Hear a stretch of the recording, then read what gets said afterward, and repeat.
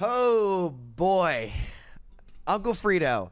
All right, guys. So Frito has dropped his 6v6 is flat Earth Overwatch video, and I'm gonna be reacting to this off stream today. I think, especially, it was such a nice conversation that I had with Spilo, and I guess what will end up being the first episode of my podcast, if you will. Talking about the problems that both formats had, stripping, myth busting, and just having a good discussion in general. I think so much of the debate about the formats the past year has gotten way out of hand and way out of the realm to where I want to deal with it, right? I think things got really, really personal, and I think I definitely could have done a better job. I think where it should have stopped with me is lighthearted jokes at comments or silly points made in the original debate and stuff like that. I think that's where it should have stopped for me. But, you know, I with a lot of like the shill accusations and grift accusations coming out nowadays, it's definitely out of the realm for where I wish to participate in the discussion. But, you know, Frito is definitely one of the people that I think will be a great person to have the Spilo-esque conversation with. A lot of people come in my chat talking about, oh, even Raider in his video always get mad when I throw on the cape to defend Frito. That's just because I think he's a real one, and even if we disagree, I don't think Frito's a shill, and it's gonna make a lot of people mad for me to say that. But look, there are shills out there. My friends just aren't them, I don't think. So, yeah, we're going to give Frito's video a chance here, 50 minutes. He definitely put some effort into it, so I want to make sure that I reciprocate it and give his opinions and his thoughts a fair shot. So, Frito, we got to get you into that 14. Oh. Okay. My bad. Okay. All right, let's get it. I was going to say the 1440p. No, wait. I fucked up because your Overwatch intro always must be at normal speed because it's the best intro music in the scene. We're razzing up. Overwatch 1 was the only shooter game to win Game of the Year, and Overwatch 2 is the worst reviewed game in Steam history. The polarized emotions about this franchise are about as explosive as the gameplay itself, which either can make you feel like a god or a puny plaything depending on how the match goes, depending on how they balance your characters and their counters, depending how broken the new heroes are, and depending if your dumbass teammates help you or not. I've been a competitive gamer for as long as we've had online games. I started with Quake 3 as a kid, to StarCraft as a teen, Dota 1, then Call of Duty, where I was a content creator for years, and then after that, wanting something more hardcore, I went to Counter-Strike, where I played with a small friend group, and then Overwatch, where I decided to pull together a few of those CS friends and try to cover it professionally. In that time, I've seen the reputation of Overwatch shift more harshly than any game that I can remember. At launch, because the entire gaming industry still thought of Blizzard as the golden child, Overwatch, with all its flaws, was accepted with open arms by everyone. At the time, no creator dared to be critical of Overwatch because the popular sentiment online was to want positivity. It was actually hard for me personally because I wanted the game to improve and I had lots of criticism to give. So while I try to be polite about it, but we told Blizzard to get their shit together for years and years, and they seemingly were always behind servicing the game with what... And this is kind of why, too, it frustrates me a little bit, where, like, I've seen people call Frito a shill and shit, and it's like, guys, like, if... And I get it. Look, people are focused on the here and now, but, look, I've seen Frito argue for what he believes, like, very consistently. If you look at the whole body of work here. Excuse me, Jesus, the Raz. And my protein shake. Like, if you look at the whole body of work, like, Frito might be the most critical Overwatch creator, like, that's been mainstream in the scene, like, ever. Literally ever. So, like, I tend to look at the whole body of work because I think it matters. And just because I disagree with him on this issue, like, are there Blizzard shows out there? Yes. I genuinely just don't think Frito's one of them. I know it's gonna piss off some people in the comments, but you know, I think I've had people come on my stream. Whatever. It's just annoying. It's just like I don't think Frito's a show, and you can be mad at me for saying that. Like, it's my opinion. You can have yours. Whatever. What it needed. Balance was slow, features were lacking, and the devs seemed content with the game being an actual unplayable mess for most of its life. That was unacceptable to me the entire time. With the game being an actual unplayable mess for most of its life. That was unacceptable to me the entire time. I said it routinely. I think some players forget some facts like this. Roll Q came out halfway through Overwatch 1's life cycle. People talk about Overwatch 1's history as if the game was 2.2.2, when half of its history didn't even include a feature that I personally think was required to enjoy the game at any level of play. And I consider... Look, here's what I'll say. I was a big roll queue advocate. Oh boy, I have not walked that back, but if the end result is 5v5 roll queue, I'm willing to hear a discussion. That's all I'll say to all you open queuers. I'm not on that side, but just to be clear, but I've had Nateson in my ear talking about it for a long time. We'll let Frito's video come out. I'm willing to hear a discussion, but I have not moved my position, if you will.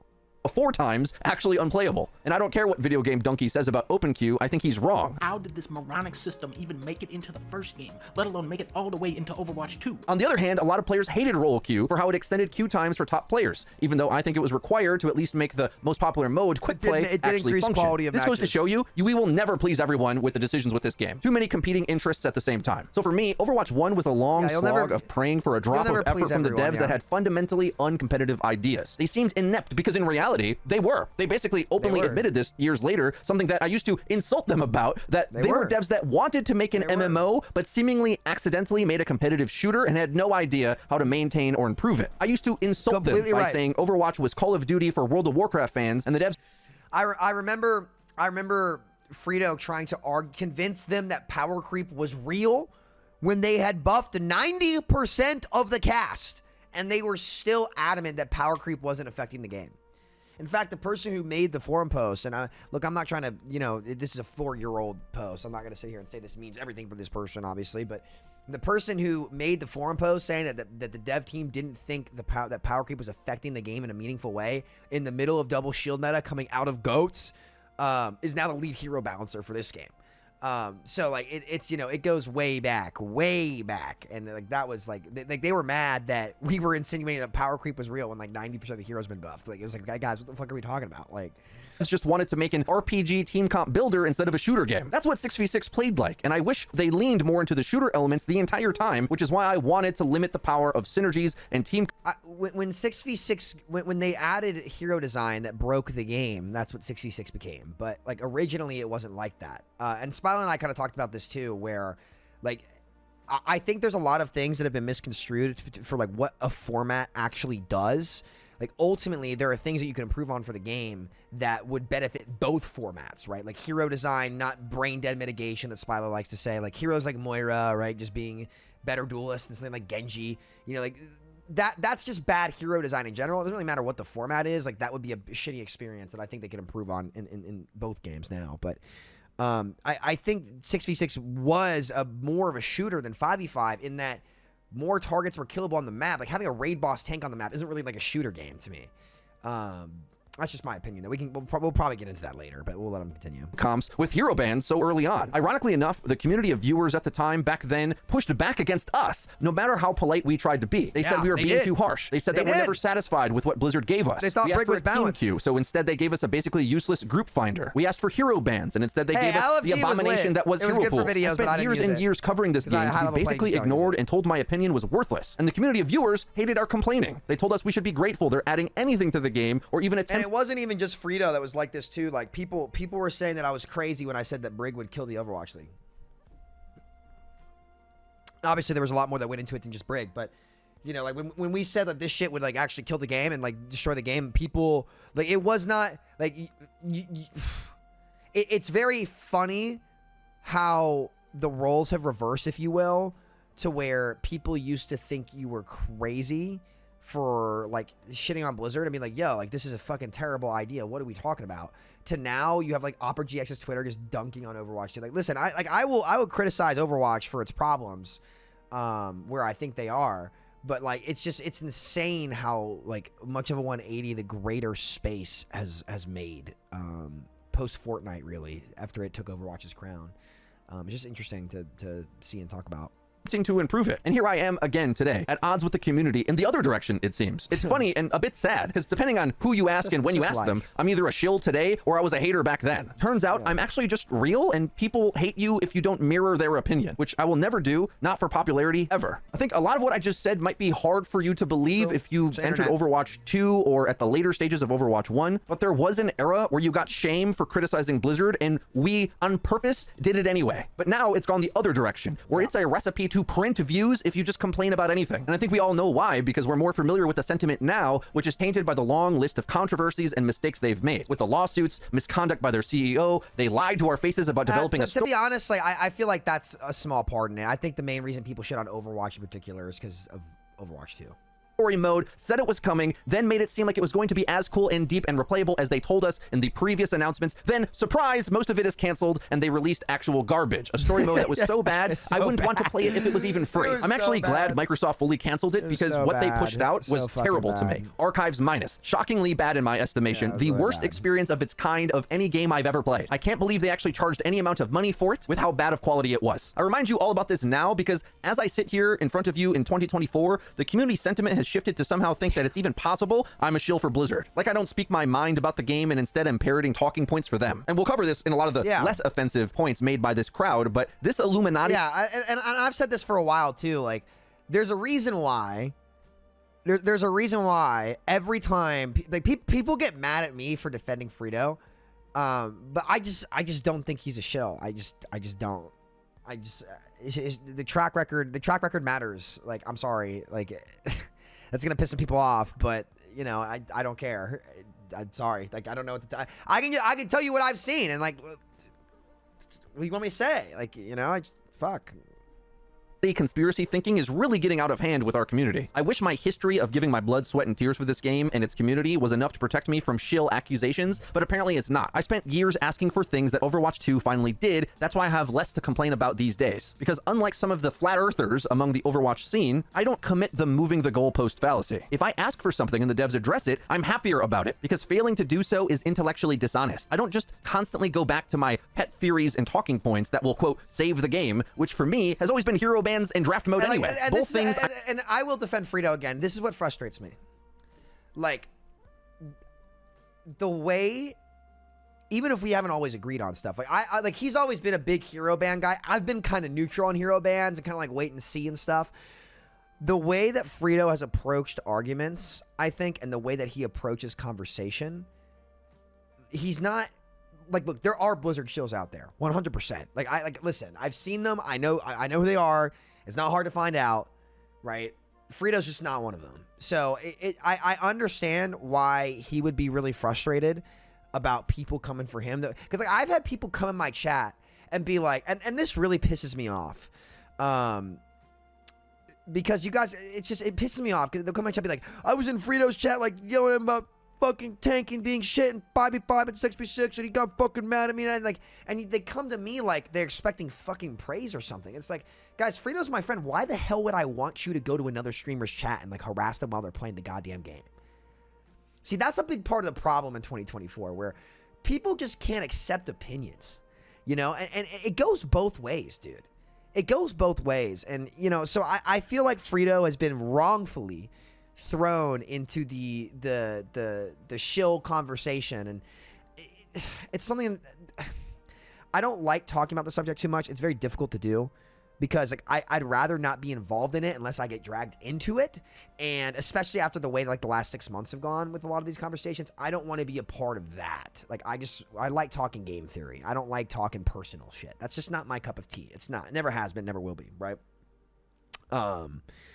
I learned my lesson with that, ironically, years ago with Gator and Kaluge and those guys. I had some people in my ear telling me to make this video talking about how like they were cheating to get rank 1, like sending me evidence and stuff. I was like, all right, I'll do it. Fine. Yeah, sure. Because I you know, and then I posted the video and, you know, we talked about it. And I was like, you know what? This is just not it for me. I don't like doing this. And luckily for me, you know, Kaluge and Gator and all those guys were super fucking chill about it. And I took the video down. And we laughed it off, and then I supported, like, you know, we're friends now, right? And I wish them the best. Like, you know, they're great fucking dudes. They work their asses off, and it's just not my cup of tea. It's just not my cup of tea. So I would ask my people, if you think for a single second that I want you going around harassing people, I fucking don't. I've never asked you to do that, and I don't want you to. Like, I might make a lighthearted joke every once in a while, just like Frito in this video is making the joke about flat Earth. I don't mind that, right? That's lighthearted. That's not too far, but going down and like harassing people and shit, that's just not my cup of tea. That's not me. That's never been me, and it never will be. So just to put the record out there in case it's not, you know. I've given up on, even though I truly think it's the real solution to many of the things people complain about, especially the things that people forget were problems in both formats, 5v5 and 6v6. Yet they lay it at the feet in Overwatch 2 as if it's exclusively a problem there. Not the case. Most of the problems were in both games. Just the results are slightly shifted. I fought the devs for years to properly service the game in the way that they're doing now. We were such a thorn in the developer's side. Jeff Kaplan told me in person that when he heard my intro music, he got anxiety over whether I was going to positively or negatively review the current update or whatever they just added. It's crazy to me that I have to defend myself when devs are literally shaking to know what I'm going to say about their next update. Because I'll tell you something about criticism, and content creators get this all the time. The harshest ones are the ones that have a merit of truth to them. It's usually easier, not for me because I'm really sensitive, but it's usually easier. And he's not wrong about this, by the way. And he's also not wrong about, let me make this clear.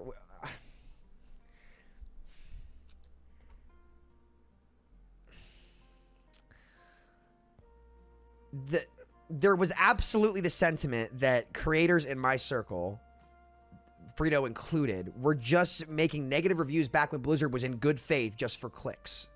That's all I'll say. That's all I'll say. That was the sentiment. It was very, like, we were the only people telling the developer team what they needed to hear in 18, 19, 20, right? We were the only people willing to say that in front of them. And Frito was one of those people.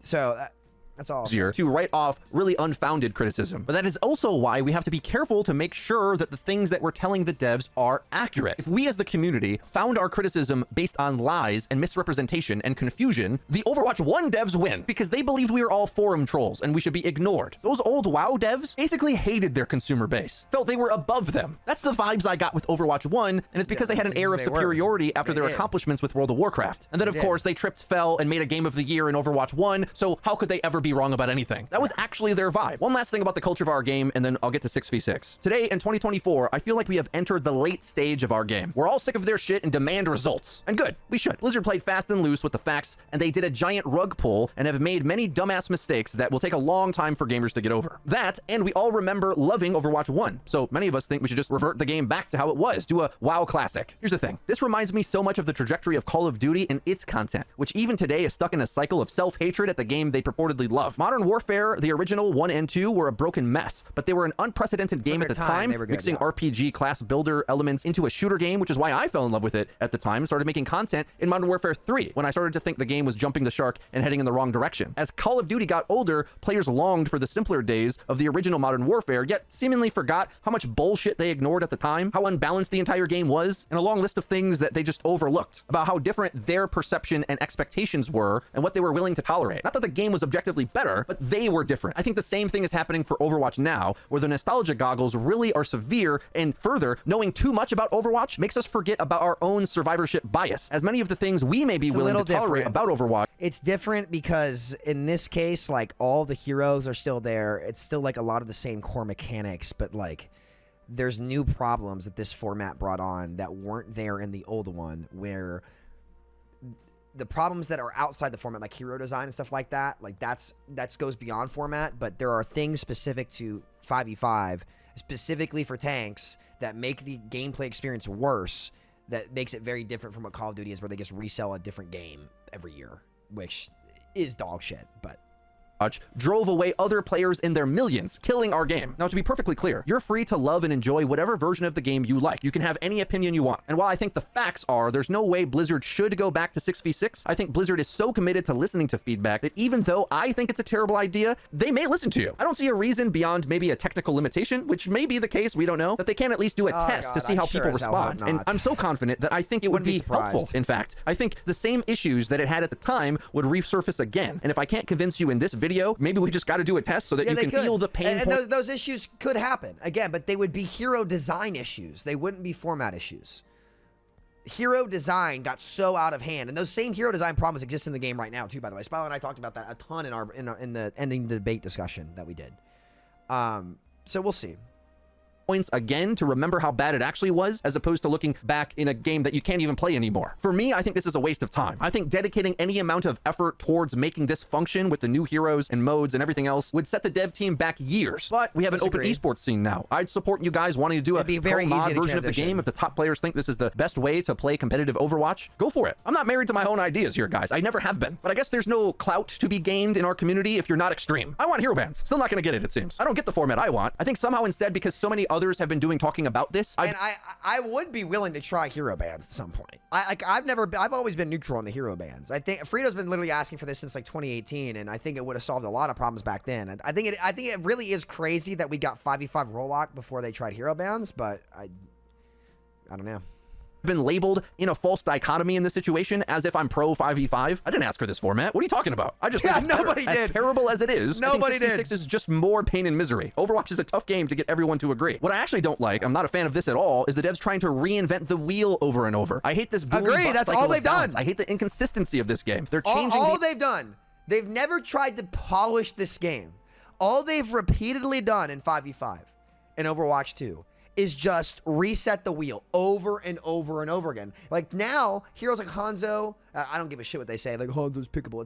No, he's not. He's miserable to play. Mei is now unpickable because she can't really one-shot tracer if the breakpoint changes. All they've done is just whip the game all over the place, right? They haven't sat down and tried to polish it, which is what October of 2020 was, and that's why the game was so good. It was like, you can play almost anything. You can play literally anything in that meta. At almost any rank, you could play whatever you wanted. And that never happened in the game again. It was an incredible couple weeks. So much fun. The entire rules of the game so fast that I find it impossible to improve or be consistent with my own gameplay or even make consistent content about it. I want to go back to making epic-sized videos, and I think I still can, but the reality is if they change the game and the matchup so fundamentally every few months, how do I spend hundreds of hours making a single video and have it invalidated by the next patch? I'm really bored of them trying to overly transform the game over and over. I don't like that, and I don't like that they seemingly listen to every single Timmy's opinion. Listening to everyone all at once makes this game lose focus and direction, where I'd prefer if they had a bit of the old dev energy, at least knowing what they want. So I'm not against 6v6 because Blizzard told me to say it, a hilarious accusation to begin with. I'm against it because it would be a massive undertaking for the devs and I think would set us back years of development time it would not. It would not. It's not reinventing the wheel. The 6v6 patch in the workshop code already flows better than 5v5 does. You have more hero options. It took us literally, it took these people in the workshop like days and or weeks to make it happen.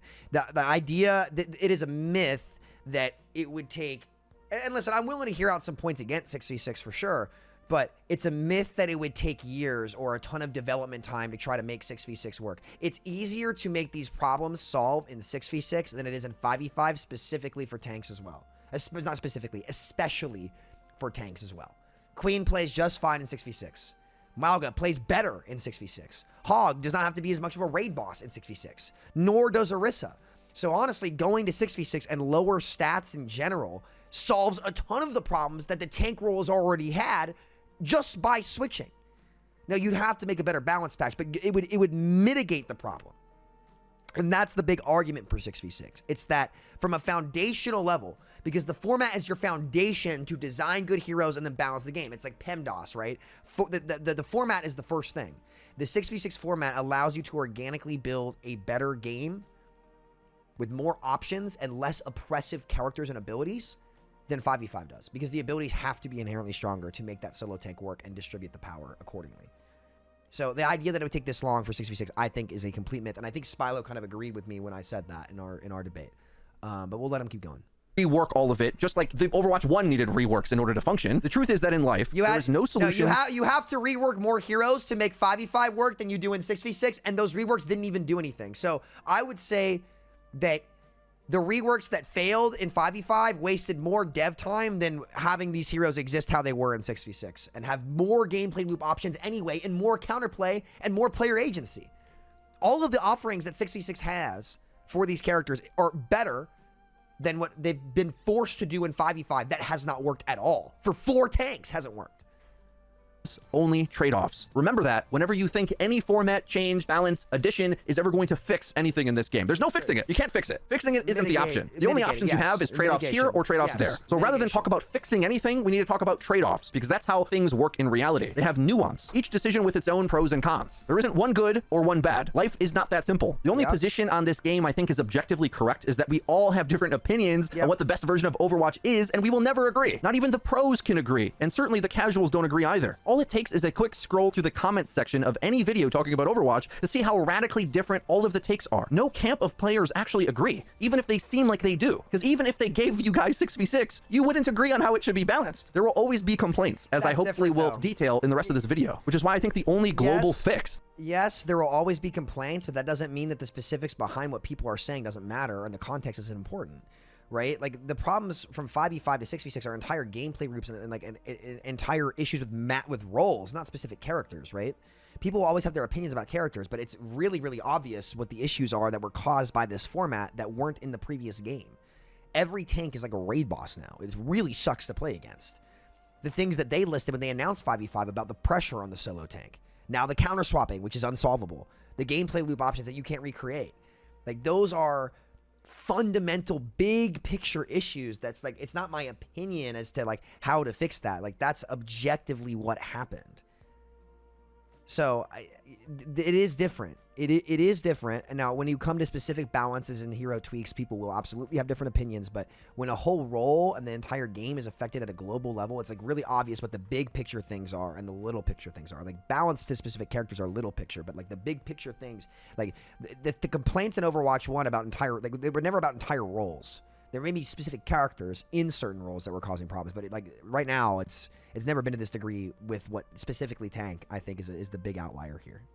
That even gets close to fixing anything is hero bans, because all the other solutions attempt to be one size fits all and don't apply equally to the different skill tiers and playstyle differences among the player base. Whereas at least hero bans, you'll get some effect on the meta locally in your own game individually, no matter what area of the game you play. Pro level, gold level, doesn't matter. But we don't have time for actual useful solutions. We have to debate Flat Earth today. One of my favorite documentaries that I've ever seen is called Beyond the Curve, and it goes over the Flat Earth movement, why people believe it, how it started and got more popular over time. Now, while in the documentary there's a few jabs at the expense of these misguided folks, overall it has a climax message that says we should be trying to invite these people in and have a real conversation with them, which I thought was heartwarming and inspiring, and certainly something I aspire to do, but struggle because I am also a toxic, rage-filled gamer like the rest of you. That being said, a lot of the arguments and certainty that people bring to the 6v6, 5v5 debate are as unfounded and easily disproven as statements made by Flat Earth. What the document— And this is why Spilo and I sat down for an hour and myth busted on both sides.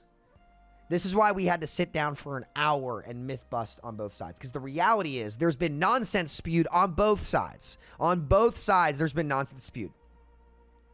Oh, we'll go back to 6v6. The game's immediately fixed. No, it's not. It's not.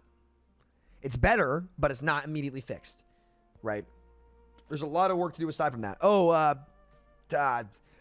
I could think of a bunch of things for 5v5, like more, like, you know, more gameplay options. I don't know, some nonsense, but it's a two-way street. It is, and that's why Spilo and I had to sit down and myth bust for literal like an hour and a half. Documentary explains is that people get invested into the tribalism and belonging of it. They fall in love with the ideas of what it represents instead of looking at the veracity of the claims being made. Early on in the doc, one of the Flat Earthers explains that one of the bits of evidence they use to come to their conclusion is that there isn't flights going into the southern hemisphere. And then the chick pops on and says, this isn't a difficult test to run. Oh, look, there is that right there. So it gets confusing. How is it possible for people to discount evidence that's right in front of them? Turns out with human psychology, it's very easy, in fact. And it's a very human thing to do, to be misguided by your emotions. We all do it, myself included. By the end of the documentary, they run a test where they try to track a beam of light miles across in the distance, and they correctly point out that if the test is to work and the Earth is rounded, then the guy at the origin of the light source will have to raise the light above his head to account for the curve of the Earth for the guy miles away. But even as that very thing happens, they blame it on a bush in the way or something, even though it wouldn't even have made sense to the way they've conducted the experiment. It couldn't be a thing blocking it. But anyway, this is how easy it is to me to discount so many of the 6v6 arguments are actually this simple, and because some of the strongest proponents of it— Okay, which ones? know the game so well, they can be blinded by their own ego and certitude of what they're talking about that they miss very basic details. Now, I've spent weeks studying basically everything Samito has said about this subject. And as I think you guys know, I consider Sam like my nephew in the Overwatch gaming space. I don't really like the tone that he has set about this conversation. I feel it has inflamed things and brought shit to my doorstep because as I disagree with him, I get a lot of toxicity from his fan base who thinks I'm a shill because Sam says that those who disagree are shills. So not a huge fan. Have I said that? I don't think I've said that. I think I've made, now here's what I will say. I've made a couple jokes here and there, but I feel like I've said the opposite. I feel like I've said, one, I get shit constantly for defending Frito. I get a ton of shit for defending Frito constantly. Oh my God, Samito's 6v6. Oh, okay, yeah, we're going to talk about this. I get tons of shit for defending Frito. Like, even in GS Raiders' video, where, like, that was the call-out shills video that people have been talking about recently, he gives me shit for sticking up for Frito. And I've never encouraged my people to go harass Frito or talk with him or do any of this stuff. I've never encouraged any of that. In fact, you know, the main times where things have gotten out of hand have either been pro players. And now, here's what I could have done better. I definitely could have not entertained or joked about, like, the shilling. That is there. It's just not Frito. The shilling is there. It's just not Frito. I cut myself a little bit. Sorry, guys. I had a little accident with my razor the other night. Yeah, no. So, like, look, I don't know. I could have done better, but I also have not been saying that everyone who disagrees is a shill. I don't think I've ever said that. But I have joked about, like, the shilling and stuff, but, you know, it's been at people who I think are shills. Not you in particular, Frito. I'll let them keep going. Fan of that. Not a huge fan of the us versus them psychology he uses in the marketing of his videos. This is what they think about your opinions. Like, come on, man. You're causing this to be a tribalistic thing when we're all in the same boat together. No. I'm sorry. When Custa comes out and calls me a grifter and Ben Shapiro and a fraud and that I don't believe what I'm saying, I have the right to take the gloves off. And by the way, that was Coach Mills. That wasn't me. But I will take accountability for my channel titles. But no. I think, and depending on the situation, it's fair. But you don't get to, and again, I have no bad blood. I'm not trying to start bad blood here. But when he comes out and says that, I'm sorry. Yes, it is tribalistic. Yes, it is. And some of these people and the mentality that they have that work close with Blizzard, again, not you, do have that vibe. And I've heard that from numerous people who now, big creators like yourself, that it's not my place. I'm not going to talk about this too much here. But no, like, listen, I'm not the one doing that. I came out, I shared my opinion. I went on to that debate with everybody, and I entertained ideas. And actually, believe it or not, if you go back and watch the 5v5, 6v6 debate, I was the most well-behaved on that show. And I've been the only person who's had continuous down-to-earth debates with a lot of people. So, and I'm not flaming you here at all, Frito, by the way, just to be crystal clear with you. But, you know, when people come out and say that about me, I have every right to defend myself. And that is what they think about it. That is what that inner crowd at Blizzard thinks. The people who will follow them anywhere. Then there are a lot of them. I just don't think you're one of them. And I don't think nobody that I associate with closely are one of those people. They all speak their mind and do their own thing. And I'm not in the name calling business. I'm not here to do that. Let's stick to the arguments. But all I'll say, just to address that point specifically, I won't swing first, but I will defend myself. That's what I will do. And I don't think I handled that situation poorly whatsoever. So you should, next time you're at the Porsche event, you should tell your buddies that if they don't want that to happen, they shouldn't start it, and then we'll be good. But totally no problem. I've got no bad blood with anybody. So not happy about how my nephew's conducting himself, but we're a family here in Overwatch. I love the guy anyway. I hope he leans back on that. And I look forward to him addressing the long list of criticisms. And I have. And to be fair, I have. And I've not been the big mouthpiece of the shill argument. That's not been what my style has been with any of this stuff. I have against his arguments. Sam is an expert on Overwatch, and that's part of the problem, in fact. Too much confidence in your own ability to play the game loses perspective on your ability to know how the design of the game affects the rest of the world beyond you. It biases you, and that lack of perspective causes a painful amount of Dunning-Kruger effect. We have a big community of content creators that do not understand the ramifications of design decisions, and yet think they have all of the answers about design decisions. We're not designers, guys. We should listen to the designers and have a dialogue with them instead of the designers that haven't been able to really execute on any big major issue in years? The same designers that nerfed Brig 25 plus times and still didn't get the job done? The designers who tried to buff Reaper into goats? Why are we acting like, if Blizzard had a good track record with this game, sure, but respect is earned, not given. And I don't think I've ever claimed to have all the answers either, at least in my personal case. I know some people do. But sure. Interesting point. Preaching to them things we don't actually understand. And when we provide evidence, let's be beholden to that instead of dream up that we can have different evidence, which I'm seeing everywhere. Anyone who is sympathetic to the 6v6 cause so far dreams up that there could be evidence that has never materialized in real life. Okay, with that being said, and with love in my heart, ladies and gentlemen, I hope to go through the best arguments, things that I will not be arguing with at all. Let's steel man 6v6. What is the best aspects about it?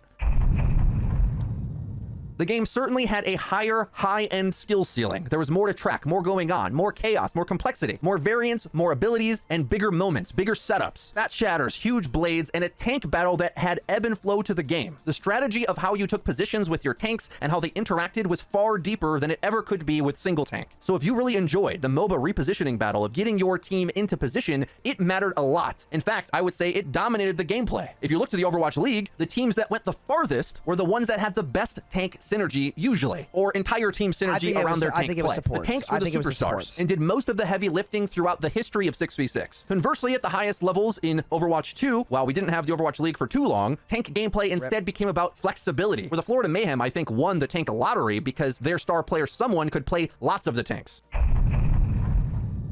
We didn't really have enough time either with role queue or with competent balance to know what it could potentially be. So there is a mystery of what the peak Overwatch balance could be within 6v6. We did get it a little bit in that October patch. We did get it a little bit. Especially with a lot of the new and interesting designs that we got with Overwatch 2. Would some of the more oppressive metas that a lot of people didn't like get countered by Ramatra or Queen cleaving through all of the tank picks with an anti-heal style ultimate? With a lot of the tanks being more interesting in the Overwatch 2 design, a lot of players are optimistic that they would be fun in 6v6, whereas the tanks they added there were shield body or a bit over the top. Orisa, Sig, Wrecking Ball don't really have the shooter gameplay loop that we know from Ramatra, Queen, and Mauga. But I also think it wouldn't be difficult for any group of creators to balance 6v6, even with the new heroes, better than the devs ever did in Overwatch 1. That's an easy sell to make to me. I also think it's obvious that the team fights are more stable and the engagements with each individual player are more reasonable because the stat differential between different characters, tank or squishy, is not as severe. If a tank steps out badly in 6v6 because their stats are lower, they could get nuked routinely. Whereas in Overwatch 2, they're sort of built to be able to hold their ground a little longer out in front on purpose to dumb down the gameplay. That is definitely true. 5v5 gameplay is intentionally more simple. So we should expect high-level tank gameplay to be less complex in 5v5 than it is in 6v6. These are all true statements. I think Hawk explains it actually very well. He says that in 5v5, there's like 10 wrong decisions and one clear, obvious right decision, and your ability to outplay the enemy tank is lower. I agree completely, especially since all tanks have knockback resist. There's very little tank exchange with one tank moving the other out of the way. Like, yes, it's not even about moving the other tank. It's about like how killable they are through their resources, right? Like, well, I won't go into it too much now, but I think it's more so the cooldown exchange and like actual like poke damage doesn't matter nearly as much because you'll never get the kill. We've got reworked Rhine for Overwatch 2 who can pin you off the map, which is kind of annoying to be honest, but there's less of like hammer swinging the Rhine out of the way to physically make space for your team. It's not about, out again, of it's not about the knockback, counter diving as Winston onto the enemy Winston to boop him towards your team. There's just less of a physical space battle because both tanks are made to be more immune to knockback and they kind of can stun each other or counter each other's mechanics, but there's not an in-depth positional exchange going on. In fact, a lot of those responsibilities go onto the squishy role instead. Yeah, it's not that. It's like you just can't do enough damage and like you'll never get the kill in the one-on-one. Like they have to fuck up so bad because like the health pools are just so much higher and they made every tank like Orisa and Sigma being pocketed by Bap and Brig. In a more FPS mindset, Overwatch 2 5v5 when you battle for map control is far more about getting angles with your shooter kit as opposed to your tanks forcing your way through to make space. But unfortunately, that's where I'm going to have to stop praising go back to 6v6. Now, the moment you've all been waiting for, the knockout arguments that I think make it clear that we can't do it. I'm very I see a lot of commenters as well as creators that seem to be confused about what the math of queue times represents. In the original 6v6 debate, Jake tried to explain revealed versus stated preferences. This is, human beings often say they'll do one thing, but then do another. So it really doesn't matter how many people we line up to say they liked two tanks. What really matters is, did they line up to play it? And the truth is, no matter what the format, no matter what the balance state, the only time players have been interested in playing tanks is in two times. When they've been broken and new in 5v5 when we first released Junker Queen, or around the mythical October patch, which we'll talk about that in a moment. I hear a lot of players say that free-to-play surely is going to help this issue because more players means more players queuing in the different roles, right? Fortunately, this isn't how math works because the queue times are representative of the ratio between the different roles at that given rank. So quick play queues are way better in 5v5, like instant for everybody, because of the range and how they're able to queue you up. I was in multiple 10+ minute quick play queues today trying to learn new Pharah. They're the same, if not worse now than they were in Overwatch 1. My quick play times are the exact same now as they were before, if not worse. And match you up is more flexible. With the role delta thing, they mostly pin the tank. On an alt, by the way. I was on an alt. Now, it is a high-ranked alt, but, you know, regardless, it's not as high-ranked as my main. Against each other, I believe, and then everybody else can be kind of sorted out, so it's even a multitude better. Whereas in most eras of Overwatch 1, quick play queue times for damage were bad. You needed to have a flex queue pass to even get damage. I used to edit videos while queuing for damage for 10 minutes in quick play. Mine weren't that bad. I usually would have like maybe 3 to 4 minutes at the most, right? I'd rarely have a long one. This is any single meta unreliant, and oftentimes the more casual players don't even play the most broken, unbalanced characters to begin with. So having a bigger player base doesn't help the tank queue problem because what matters is proportionality. And in ranked, that's always going to be worse because they limit who's going to join into the match based on the ranked thresholds they're willing to put into one, which if you want a fair match, you also want that. This is how we got it to be the point where a lot of top-ranking DPS players didn't want to sit and watch Gordon Ramsay in queue all day, and a lot of players left our game because of that. Yeah, it really sucked how they abandoned the game and stopped putting content out in the game in general. That sucked too.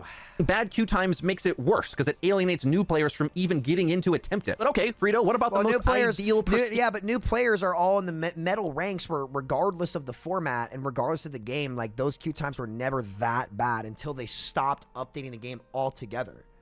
Balance state. So yeah, let's talk about queue times a little bit. So listen, the tank issue with queue times, it's a role queue issue. It's not just a tank issue, right?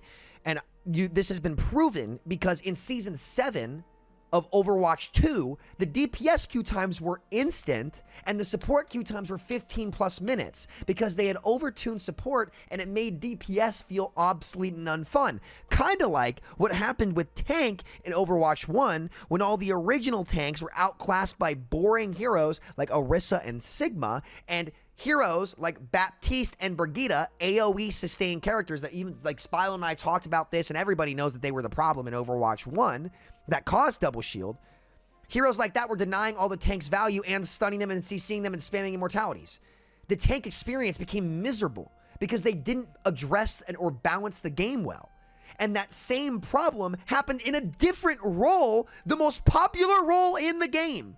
DPS, a superstar role. I guess now it is kind of support. The same thing happened to DPS in Overwatch 2. So it's not just a tank problem. It's a role queue problem to where if you make one of the roles unappealing or you don't distribute the power and fun for each role in a relatively equal manner, then that will also change the queue times. And this happened in Overwatch 2 as well. So it's not just a tank issue. It's a role queue thing to where you have to make sure you're making the game experience for each role fun and balance each role in a fun way, or else it will break queue times for everybody. And that is a unique role queue challenge, not specifically a tank challenge. So I'm not saying you're wrong, Frito, but I think we need to get that right. Just because it is more than just tank. Though tank has been the biggest perpetrator historically, tank has also been the most abandoned and mistreated role in the game, I would say, in Overwatch's life as well. Sorry, guys, I had to go to the bathroom. I had an extra pulled pork burrito from Qdoba.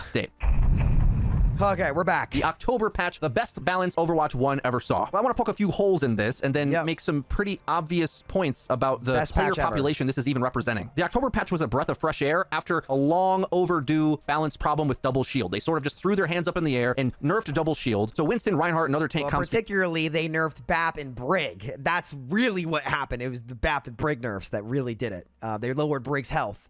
As well as they did something to BAP. I forget what it was, but that's what did it. Began to be played and everything was glorious. But I think it's very important to note that that patch happened after Overwatch League was already done. The professional players were kind of ruining the meta balancing of the game in a way because they would grind the game so hard and min-max to such a severe degree that everybody would learn what the most broken things on the patch were and emulate that. And any time when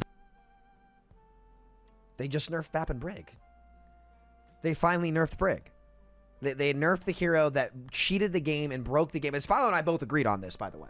And you go ask anybody. Like, it wasn't the pros. It was the developers. They finally attempted to rein Brigitte in, and the game started to feel like how it used to feel in the early days. That was super grindable, where your individual decisions mattered. You could play almost any character, and it was about how you played, not what you picked. And almost any hero was viable, and that's why the game felt so much fun. And it went all the way up to high level play, because in the metal ranks, people's player skill is so low that you can pick almost anything anyway, unless in Overwatch 2, where, like, you know, picking the right character is indefinitely more valuable at the floor, because health pools are higher, abilities are just objectively stronger. So, like, if something counters something, it sticks out more like a sore thumb in this game than the previous game because of the format. But it was just like they finally reined in Bap and Brig, and the game opened back up to the original cast that we all knew and loved, that played by the original rules of the game, not the cheat rules like AoE healing and Sigma doing everything in the game, and Orisa not being able to crit during Fortify, etc., etc. Those players were off and not grinding ranked, the meta copycatting got way less severe, which I think is an underrepresented help to that patch. Players were very happy for characters like Baptiste and Orisa to be at the bottom of the tier list, but there's a sizable unspoken minority who were not happy with that change. And we might choose, us top players in consensus making content together with similar views, that these players should be ignored. But the people that were giving the positive feedback weren't just high-level players. There were a ton of streamers who were in Masters, in Plat. Like, first of all, the meta didn't matter in Plat and Overwatch 1. They were playing Ryan Zarya no matter what. So those people were playing whatever they wanted anyway, but you could still play any of these characters. They were just tuned to an appropriate place to where there was a ton of counterplay. So to say that, to try to frame it in the narrative here that all of a sudden it was only the high-level players that were saying this, no, it was everybody. There were plenty of players who were streamers that barely hit Masters that were giving this kind of feedback. Like, everybody loved the game. That's why the patch was regarded to be so good. It wasn't just... No, I think you could be onto something in that...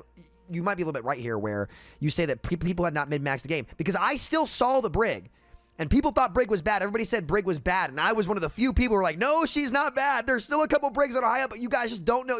Nobody's had to actually learn how to properly play Brigitte, because she just had so much stats, like she gets bailed out by everything. And then they buffed her again, and then they buffed Bap on the next patch. And guess what happened? Instead of giving it time to actually figure out, to see where things, you know, lie down, this was the one time they rushed the patch, and it was one of the worst mistakes they could have made. So Bap and Brig were still, like, viable picks, and the pro meta had ended, sure, but that's not what made the patch special. And it certainly was not just an echo chamber of high-level players saying this stuff, because regardless, in low-level play, people didn't play the meta anyway. They played what they wanted. But this was the first time that both low-level players and high-level players were able to play kind of any character, and every hero had their identity, and it felt very, very fair, and it was very, very fun. It was amazing. It was a great time. Do exist players that wanted to play Orisa but not feel punished by being required to have a perfect ideal team comp to function. This was... You didn't need the perfect ideal comp to function as Orisa in Overwatch 1. You didn't. That was what's so good about this patch. You did not need these crazy synergies to get value on this character, right? People were playing Hog Diva.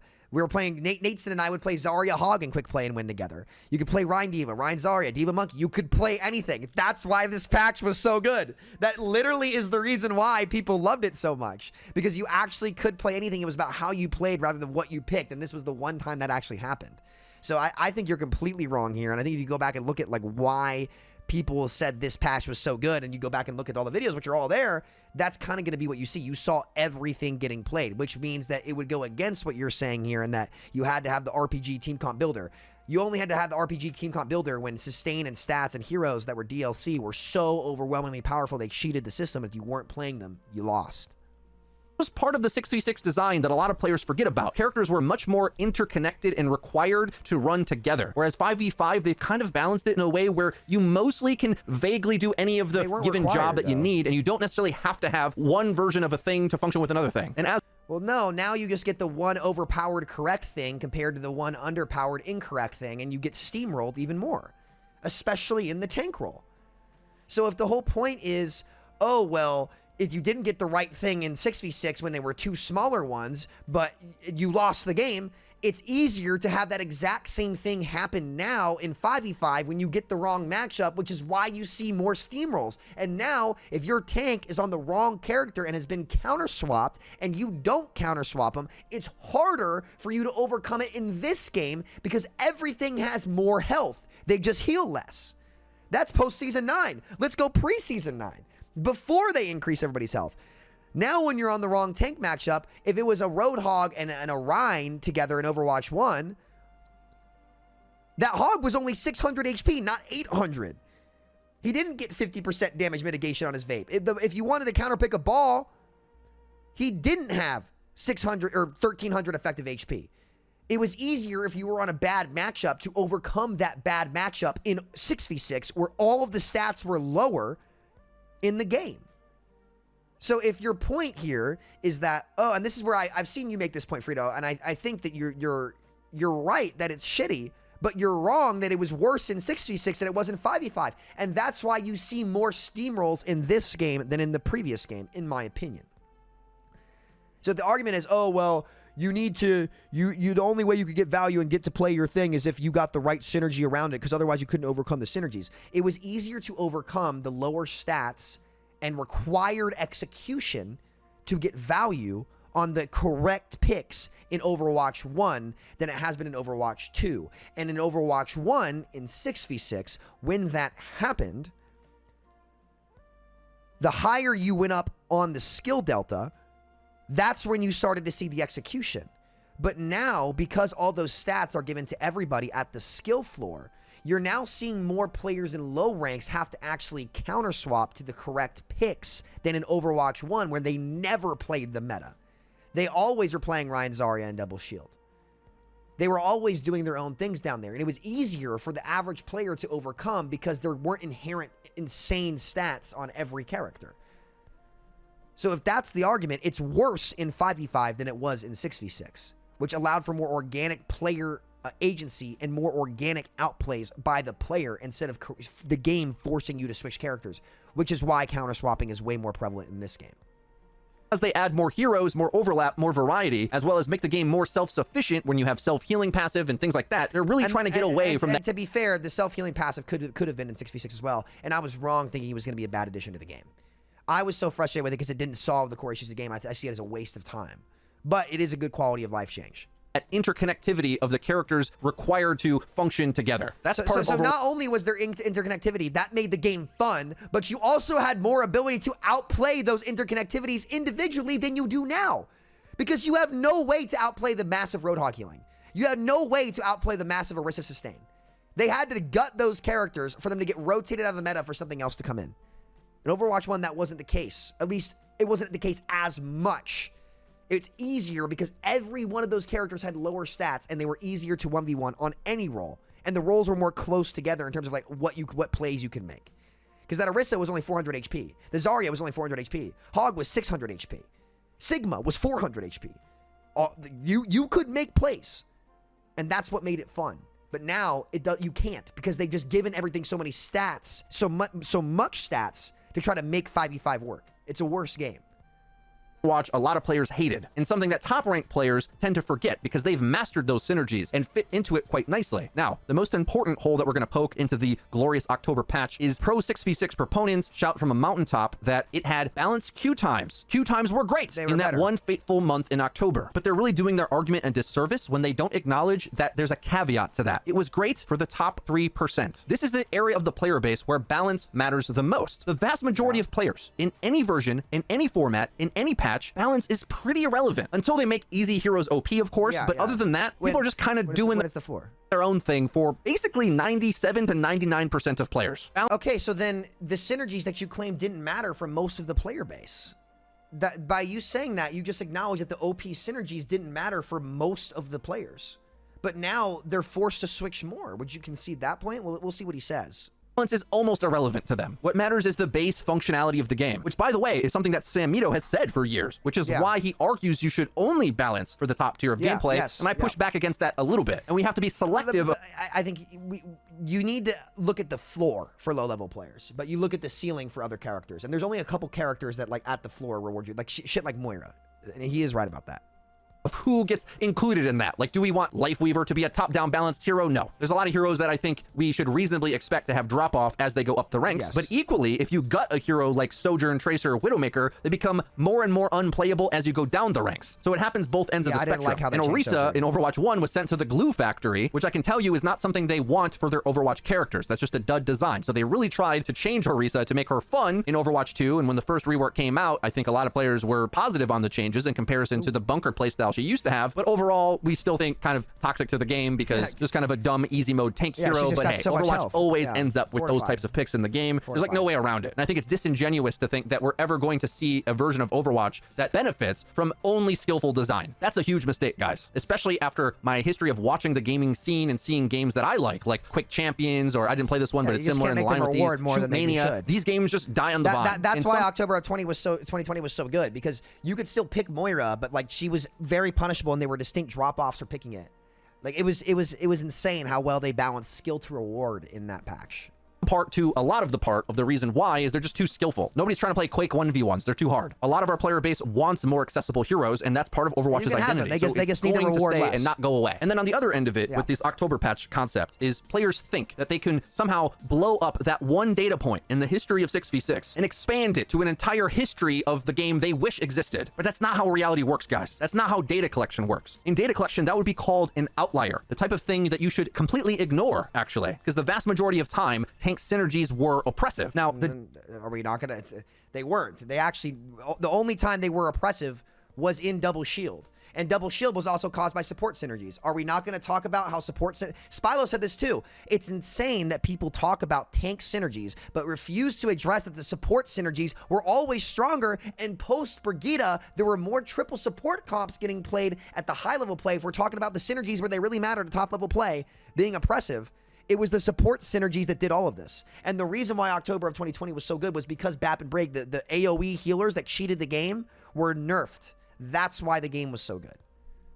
diehards that suffer from survivorship bias push against this sentence I just said. They, and I'm sure many of you hear me say that and say, no, they weren't. I liked Ryan Zarya. I liked Winston Diva. Well, if that's the case, then it shouldn't be too hard for me to find a prominent Twitch streamer that quit the game precisely because of tank synergy. If you don't know who Tim the Tatman is, I think he's a pretty good litmus test for the average shooter player. Nowadays, we know all of our dedicated Overwatch streamers, Emong, Jay, ML7, Flats, but back then, Tim went all to of them Fortnite. either weren't streaming or had hundreds of views, and Tim the Tatman was our top dog, getting 10, 20, 30,000 concurrent viewers. Insane numbers. Tim quit the game because of tank synergy. He says it in this clip right here. Oh, Darren, thank you for 27 months. I'm so mad. Just He why? quit 'cause of Why am I goats. playing Overwatch anymore? Tell us why. I quit. I'm tired of Winston. Winston jumps in.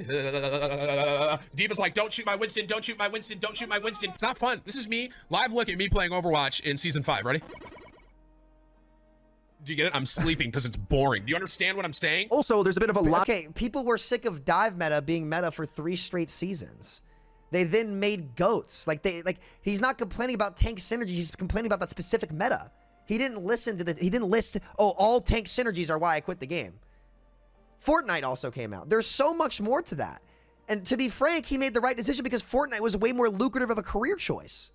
So that's completely disingenuous to just sit there and say unequivocally, oh yeah, he quit because of tank synergies. He also stopped playing after he saw the Overwatch clip of Calvin getting CC'd 1,000,000 times and said, this is why I don't play the game.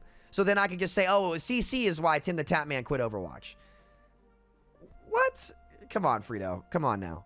Fortnite was a more lucrative business opportunity. It blew up. It was the biggest game in the world. He made the right decision to go to it. I wish I had gone to take Fortnite more seriously. There is so much more to that than just one clip of Season 5 where they did need to nerf Diva because she was OP, and you could have had Double Bubble. You could have had Ryan Zarya.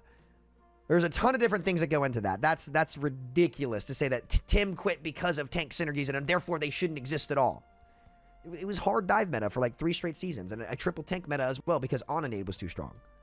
Logical problem with this, where somehow the pro 6v6 crowd doesn't seem to realize that if they both say tanks were more And now, powerful. how many 5v5 tank players have quit? You can probably go find more tank players who quit the game because of 5v5 than you can of people who sit there and say, I quit specifically because of tank synergies in Overwatch 1.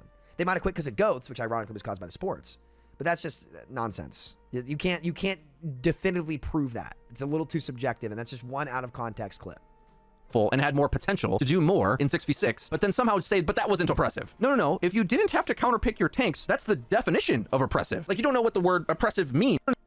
Were more powerful and had more potential. The pro 6v6 crowd doesn't seem to realize that if they both say tanks were more powerful and had more potential to do more in 6v6, but then somehow say, but that wasn't oppressive. No. If you didn't have to They weren't more powerful. They were weaker, and that's why you had the potential to do more. You had the potential to do more because more tanks were actually punishable in a tank exchange that mattered when the power was divided between two people who had to actually execute. And if you were counterpicked more in 6v6, because the numbers and the abilities are what give you the advantage. What your hero does gives you the advantage over the other character, right? For example, Zarya has a beam and bubbles that she can get charge off. Because she has a beam, it goes through D.Va DM. So Zarya was a soft counter to D.Va, okay? That beam is still the same in Overwatch 2. But because she has 2 bubbles for herself now and more health, and D.Va only got more DM, the matchup for D.Va that put her at a disadvantage and what she got buffed for in Overwatch 2 didn't actually help her in that matchup. So, but if Zarya has lower health and that beam, and she has lower health in that beam, and 1 less bubble for the Zarya, that D.Va, even if they're on Zarya, has a better chance to make a play against that Zarya, not because she's stronger, but because she's weaker than she does in this game. So it was the reason why more playmaking potential was there for tank players was because there were 2 tanks that were all about the setup, how you weaved in damage, and how efficient you were when it comes to farming, and they were weaker heroes in general. That's what allowed the playmaking. So you're wrong on this. That's not what 6v6 are saying. 6v6 are saying that they enjoyed tank more, and frankly, I enjoyed playing DPS against tanks more because those tanks were all weaker, had lower, weaker cooldowns, lower health pools, and it allowed for me to organically, with my own player skill and decision-making, make a play happen against them, especially if they misplayed. But in Overwatch 2, you can't do that in 5v5 because all of those tanks have been given beefier health pools, and my ability to reduce their healing doesn't change that, even if my hitboxes are bigger. That's why Hog still feels immortal. They were given beefier health pools and stronger cooldowns. That's not as fun to play against for anybody. No one ever liked playing against huge sustained metas in Overwatch. I think you would agree with that. But every hero at their floor now has way more sustain than they did previously, and that's by the 5v5 format. So we'll let them say that again. Somehow the pro 6v6 crowd doesn't seem to realize that if they both say tanks were more powerful and had more potential to do more in 6v6, but then somehow say, but that wasn't oppressive. No. If you didn't have to counterpick your tanks, that's the definition of oppressive. Like, you don't know what the word oppressive means if you think that your tank picks should be uncounterable. Now, maybe you prefer and like certain... No, they can be counterable, but again, it's like you had more player agency. Like, soft counters can exist, but because all the health pools were lower, you had more ability to make decisions. It's that simple, and you can go ask any tank player in Overwatch 1 and go look at any tank VOD in Overwatch 1 and you can see that's the case. It's in the hand of the player because the health pools were lower, not because the heroes were more oppressive. It's because they were less oppressive.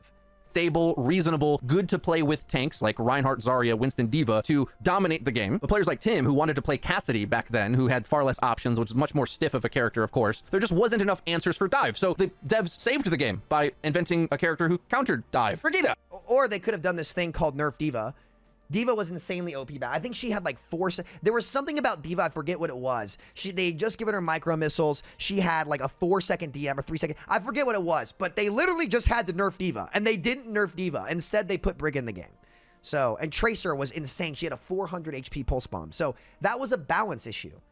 Again, a balance issue from the developers, which pretty much were all of the big problems in Overwatch 1. And then they just ended up power creeping the game, which is something that you talked about for years, and you were right about, that they were just power creeping everything.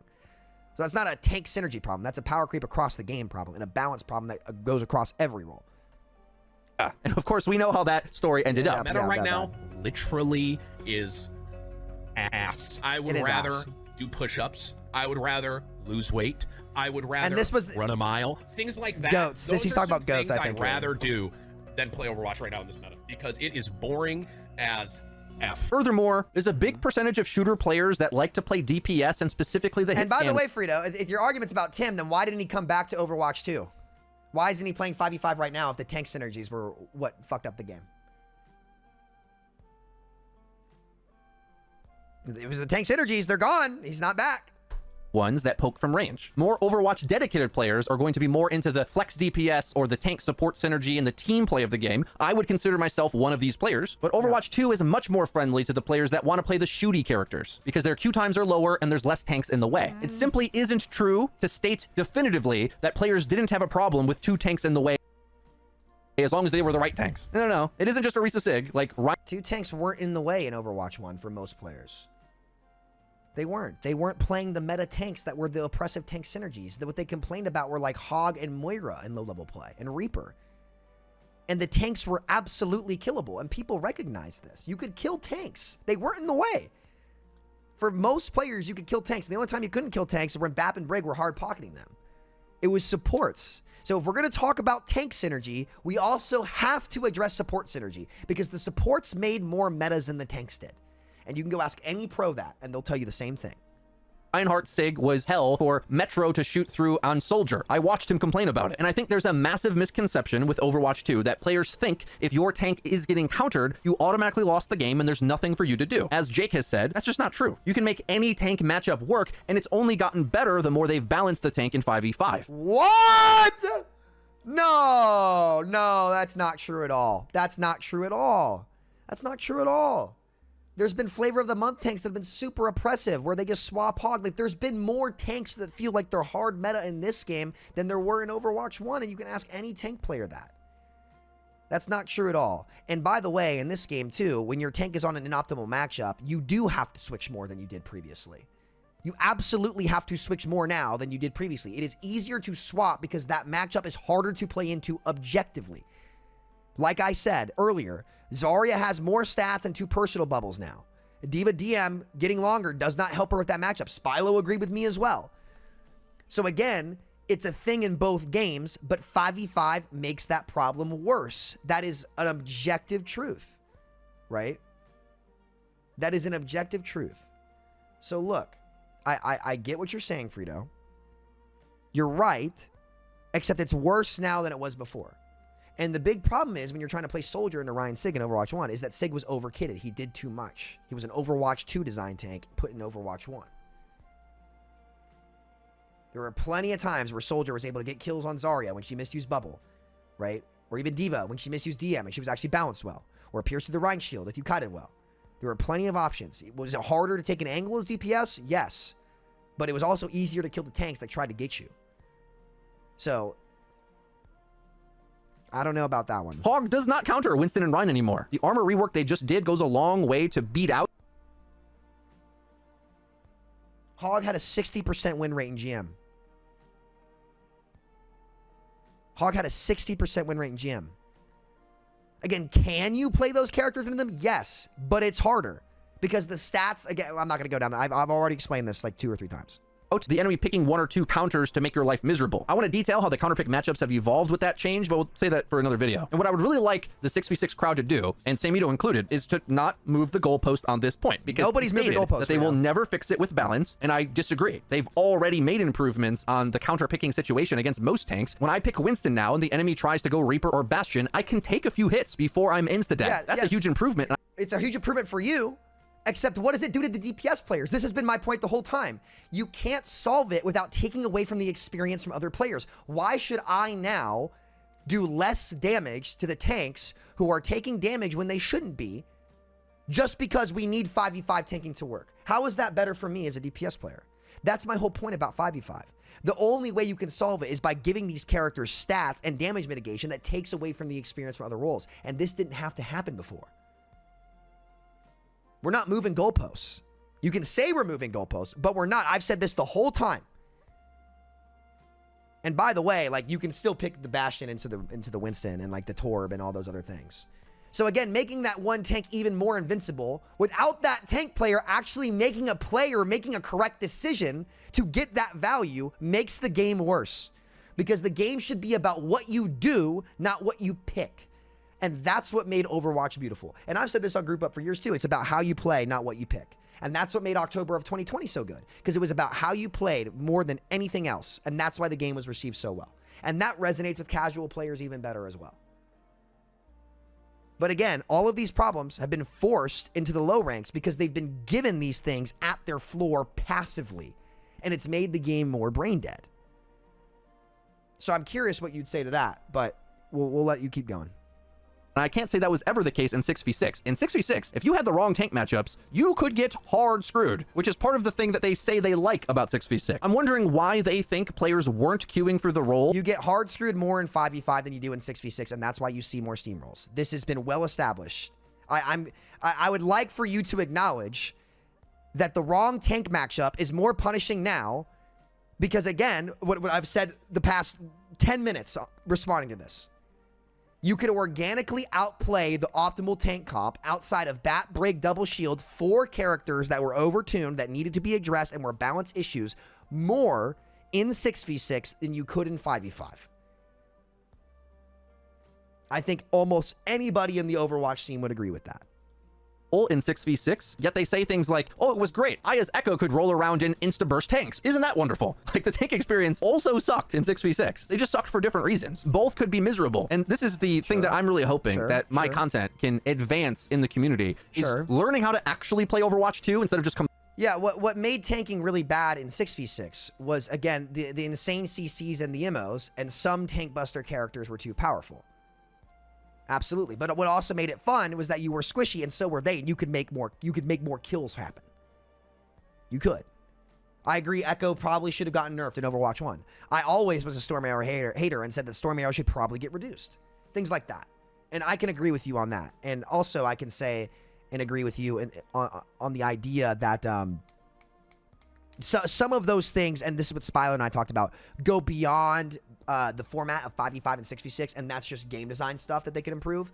And I think I can agree with you on that like that's game design stuff that could have been improved. Hanzo did not need 5 fucking Storm Arrows. he still doesn't. He still does. Echo Beam probably didn't need to do 200, right? Especially as a flyer. She probably didn't need to do that, especially when tanks had lower health. So ironically, complaining about it. Ironically, her beam damage is lower now when tank health is higher in this game. Nonstop, because there's so many misconceptions on how to play this game. It reminds me of Overwatch 1, where players said a lot of clueless things at that time too. And the truth was in 6v6, if your tanks don't synergize together and the enemies do, your whole team would get rolled. It would be... Okay, Frito, didn't you just say previously that in this video that literally 90% of the ranks, 95% of the ranks did not play the meta tanks. They did not play the synergies, and it didn't matter. Which one is it? You can't pick and choose. Did the synergies matter or did they not matter? Which one is it? They really only mattered the higher up you went on the skill curve. And I think you'd probably both agree with that. But for most players, they didn't matter. And when the game was actually balanced well, there were plenty of different gameplay options that you had even at high level play, which is why October of 2020 was so good. It was a dev issue in Overwatch 1. 6v6 didn't fail. Blizzard did. Be hard for anybody to have any impact anywhere. Whereas in 5v5, while you had more limbs per 10 in 6v6 by a wide margin outside of double shield meta. Even in GOATS meta, players were averaging 25 to 30 limbs per 10. The second it went to double shield, you saw all the pro players' limb stats drop to 17 or 18 per 10 minutes, which is the same as it is in 5v5. So whenever the meta was not double shield, bat, brig, things died, and you had more opportunities to make plays because everything had lower health, there were bigger moments, and the game just had a better organic flow to it. But now there's always a double shield tank on the map, and you get counter swapped more on it. And the gameplay loop is not better for that player. And that's unsolvable in this format. That's a format issue. The main things that went wrong in 6v6 were balance issues, not the format, which are separate. And to be fair, both games have had their fair share of them, and they could be improved upon. And I think we both agree on that. You may still lose. You can always get an exit pick here or there, or eke out some value somewhere. You're always contributing to the game, and you don't have to just stare at shields the whole time. It's objectively true that you're shooting targets more in 5v5. Oh, it's really great that I'm shooting the Immortal Roadhog more. Come on, the Immortal Orisa more. There's been, if you look at the 10 seasons of Overwatch 2 so far, more of those seasons have had game-breaking, like insane sustained tanks than in Overwatch 1's life, especially in the early years. Outside from nerfing D.Va, which again, that's not a format issue, that's a balance issue, to be fair. But the 5v5 format forces those insane sustained tanks like Hog way more than 6v6 did. So what are we saying here? It's not more fun to shoot an Immortal Roadhog. It's the same problem, but a little bit worse. It's not more fun to shoot an Immortal Orisa. Nobody's liked that the entire time. Nobody's liked that. Nobody's like that. It's not more fun to shoot an Immortal Mauga. Welcome to 5v5 tank design. It forces that more. And the shields were never the problem. It was the sustain behind the shields, which has been well established, documented, and proven by multiple high-level coaches, myself, Spylo, pro players. It has been universally accepted that it was the sustain abilities behind the shields that were the problem, which is why when they nerfed the shields, it didn't change anything. But when they nerfed BAP and Brig, we got October of 2020. And those are the results. That's not revisionist history. That's not make-believe. That's not flat earth. That's the facts. That those are the facts. And anybody can go back and look and see it. So you want to talk about facts? There they are. Don't know why there's any pushback about this. This isn't hard to look at. Just look at the old gameplay of 2 tanks. Pick any tanks. In 6v6, you have to shoot tanks way more. You don't actually have to do that in a lot of 5v5 matchups. No. Players do because it's easier. No, They're big. it's worthless to do it because you can't kill the fucking hog. But you could kill those tanks. That's why people shot at the tanks, because you could kill them. It was rewarding to shoot the tanks. It's not rewarding to shoot an immortal tank. That is a horrible experience as a DPS player. And it causes more lopsided matches. That's why people shot at tanks. They could fucking die. And you know what? It was fun to shoot at tanks that could die. It wasn't fun to shoot at tanks that couldn't die. Kind of like every single Overwatch 2 tank that's come out. Ramatra blocking for fucking ever is impossible to kill. Very difficult to kill. Mauga was miserable. Hog has been miserable. Orisa has been miserable. Ball, when he pops his shields, is miserable to shoot at. How much does this have to happen before you realize what you're saying is worse in 5v5 than it was in 6v6 outside of a couple characters that were a balance issue, not a format issue? The results are there. Zarya was 400 HP. So was Sig. Monkey was 500. Come on. It's silly. Targets, often just standing in front, and a lot of players don't play the game in a very dynamic way. They just sort of vaguely want to face smash together, but that's part of the issue as well. The devs did dumb down the gameplay intentionally, but if we're going to admit that the game is dumbed down, the benefit to that, remember, always trade-offs, is that it's more accessible to the average player. Is These it? decisions to go to 5v5. Is it more accessible to the average player? Because the average players weren't exploiting tank synergies. But now, the average player has to go up against Orisa Fortify, which is brainless mitigation, like Spylo said. They all noticed Orisa. How is it better for the average player? Let's go outside of the tank role for what they had to do to make 5v5 work. How is it better for the average player to shoot a 250 HP character or to a 275 to a 300 instead of a 200? You could say the hitbox is sure. Maybe. But every ability is stronger at the floor. All the health pools are higher at the floor. Every tank has significantly more health and easy to bail out mechanics at the floor. That's not easier for the average player. All the abilities in sustain are stronger at their base. That's harder for the average player. So they have less options, harder duels, and the people heal less, sure, but supports in low ranks are worse in general. So it makes that experience worse for the support and worse for the tank, who now is getting focus fired even more, which is why you see queue times be the exact same now, even though there's one less tank, as it was in Overwatch 1 when there were 2 tanks. I challenge that completely. I challenge that completely. I think that is completely wrong. I think it is easier for the average player to get into 6v6 when there were less health on every character, less sustainabilities at the floor, and nobody played the OP synergies that were so strong you couldn't kill a tank anyway in 97% of the ranks, according to your own argument here. Which one is it? 5 were not intended to only benefit the top tier meta balancing. Samito really loses the plot with this because No, he hinges Frito, his... you lose the plot on this. And this is why so many people have come out and gone after you in your comments. And I'm not sending them. And this is a big misconception that people have. People think that I'm the one spurring on the 6v6 argument. No, I said my opinion. And the reason why it got so popular is because the players all recognize it and wanted it. It's not me just spouting some narrative. It's almost like a chicken or the egg conversation, right? Like you think the chicken came first because I'm the chicken here. I think the egg came first because it's what players want and noticed. So I'm not losing the ball here, Frito. You're the one who is misconstruing your arguments about what the average player actually goes through. Because you say on one hand that most players never played the synergies, but then you claim that they were too oppressive and I'm the one who's not getting it. So no, you've lost the ball here. I don't know what to tell you other than that. I don't know what to tell you other than that.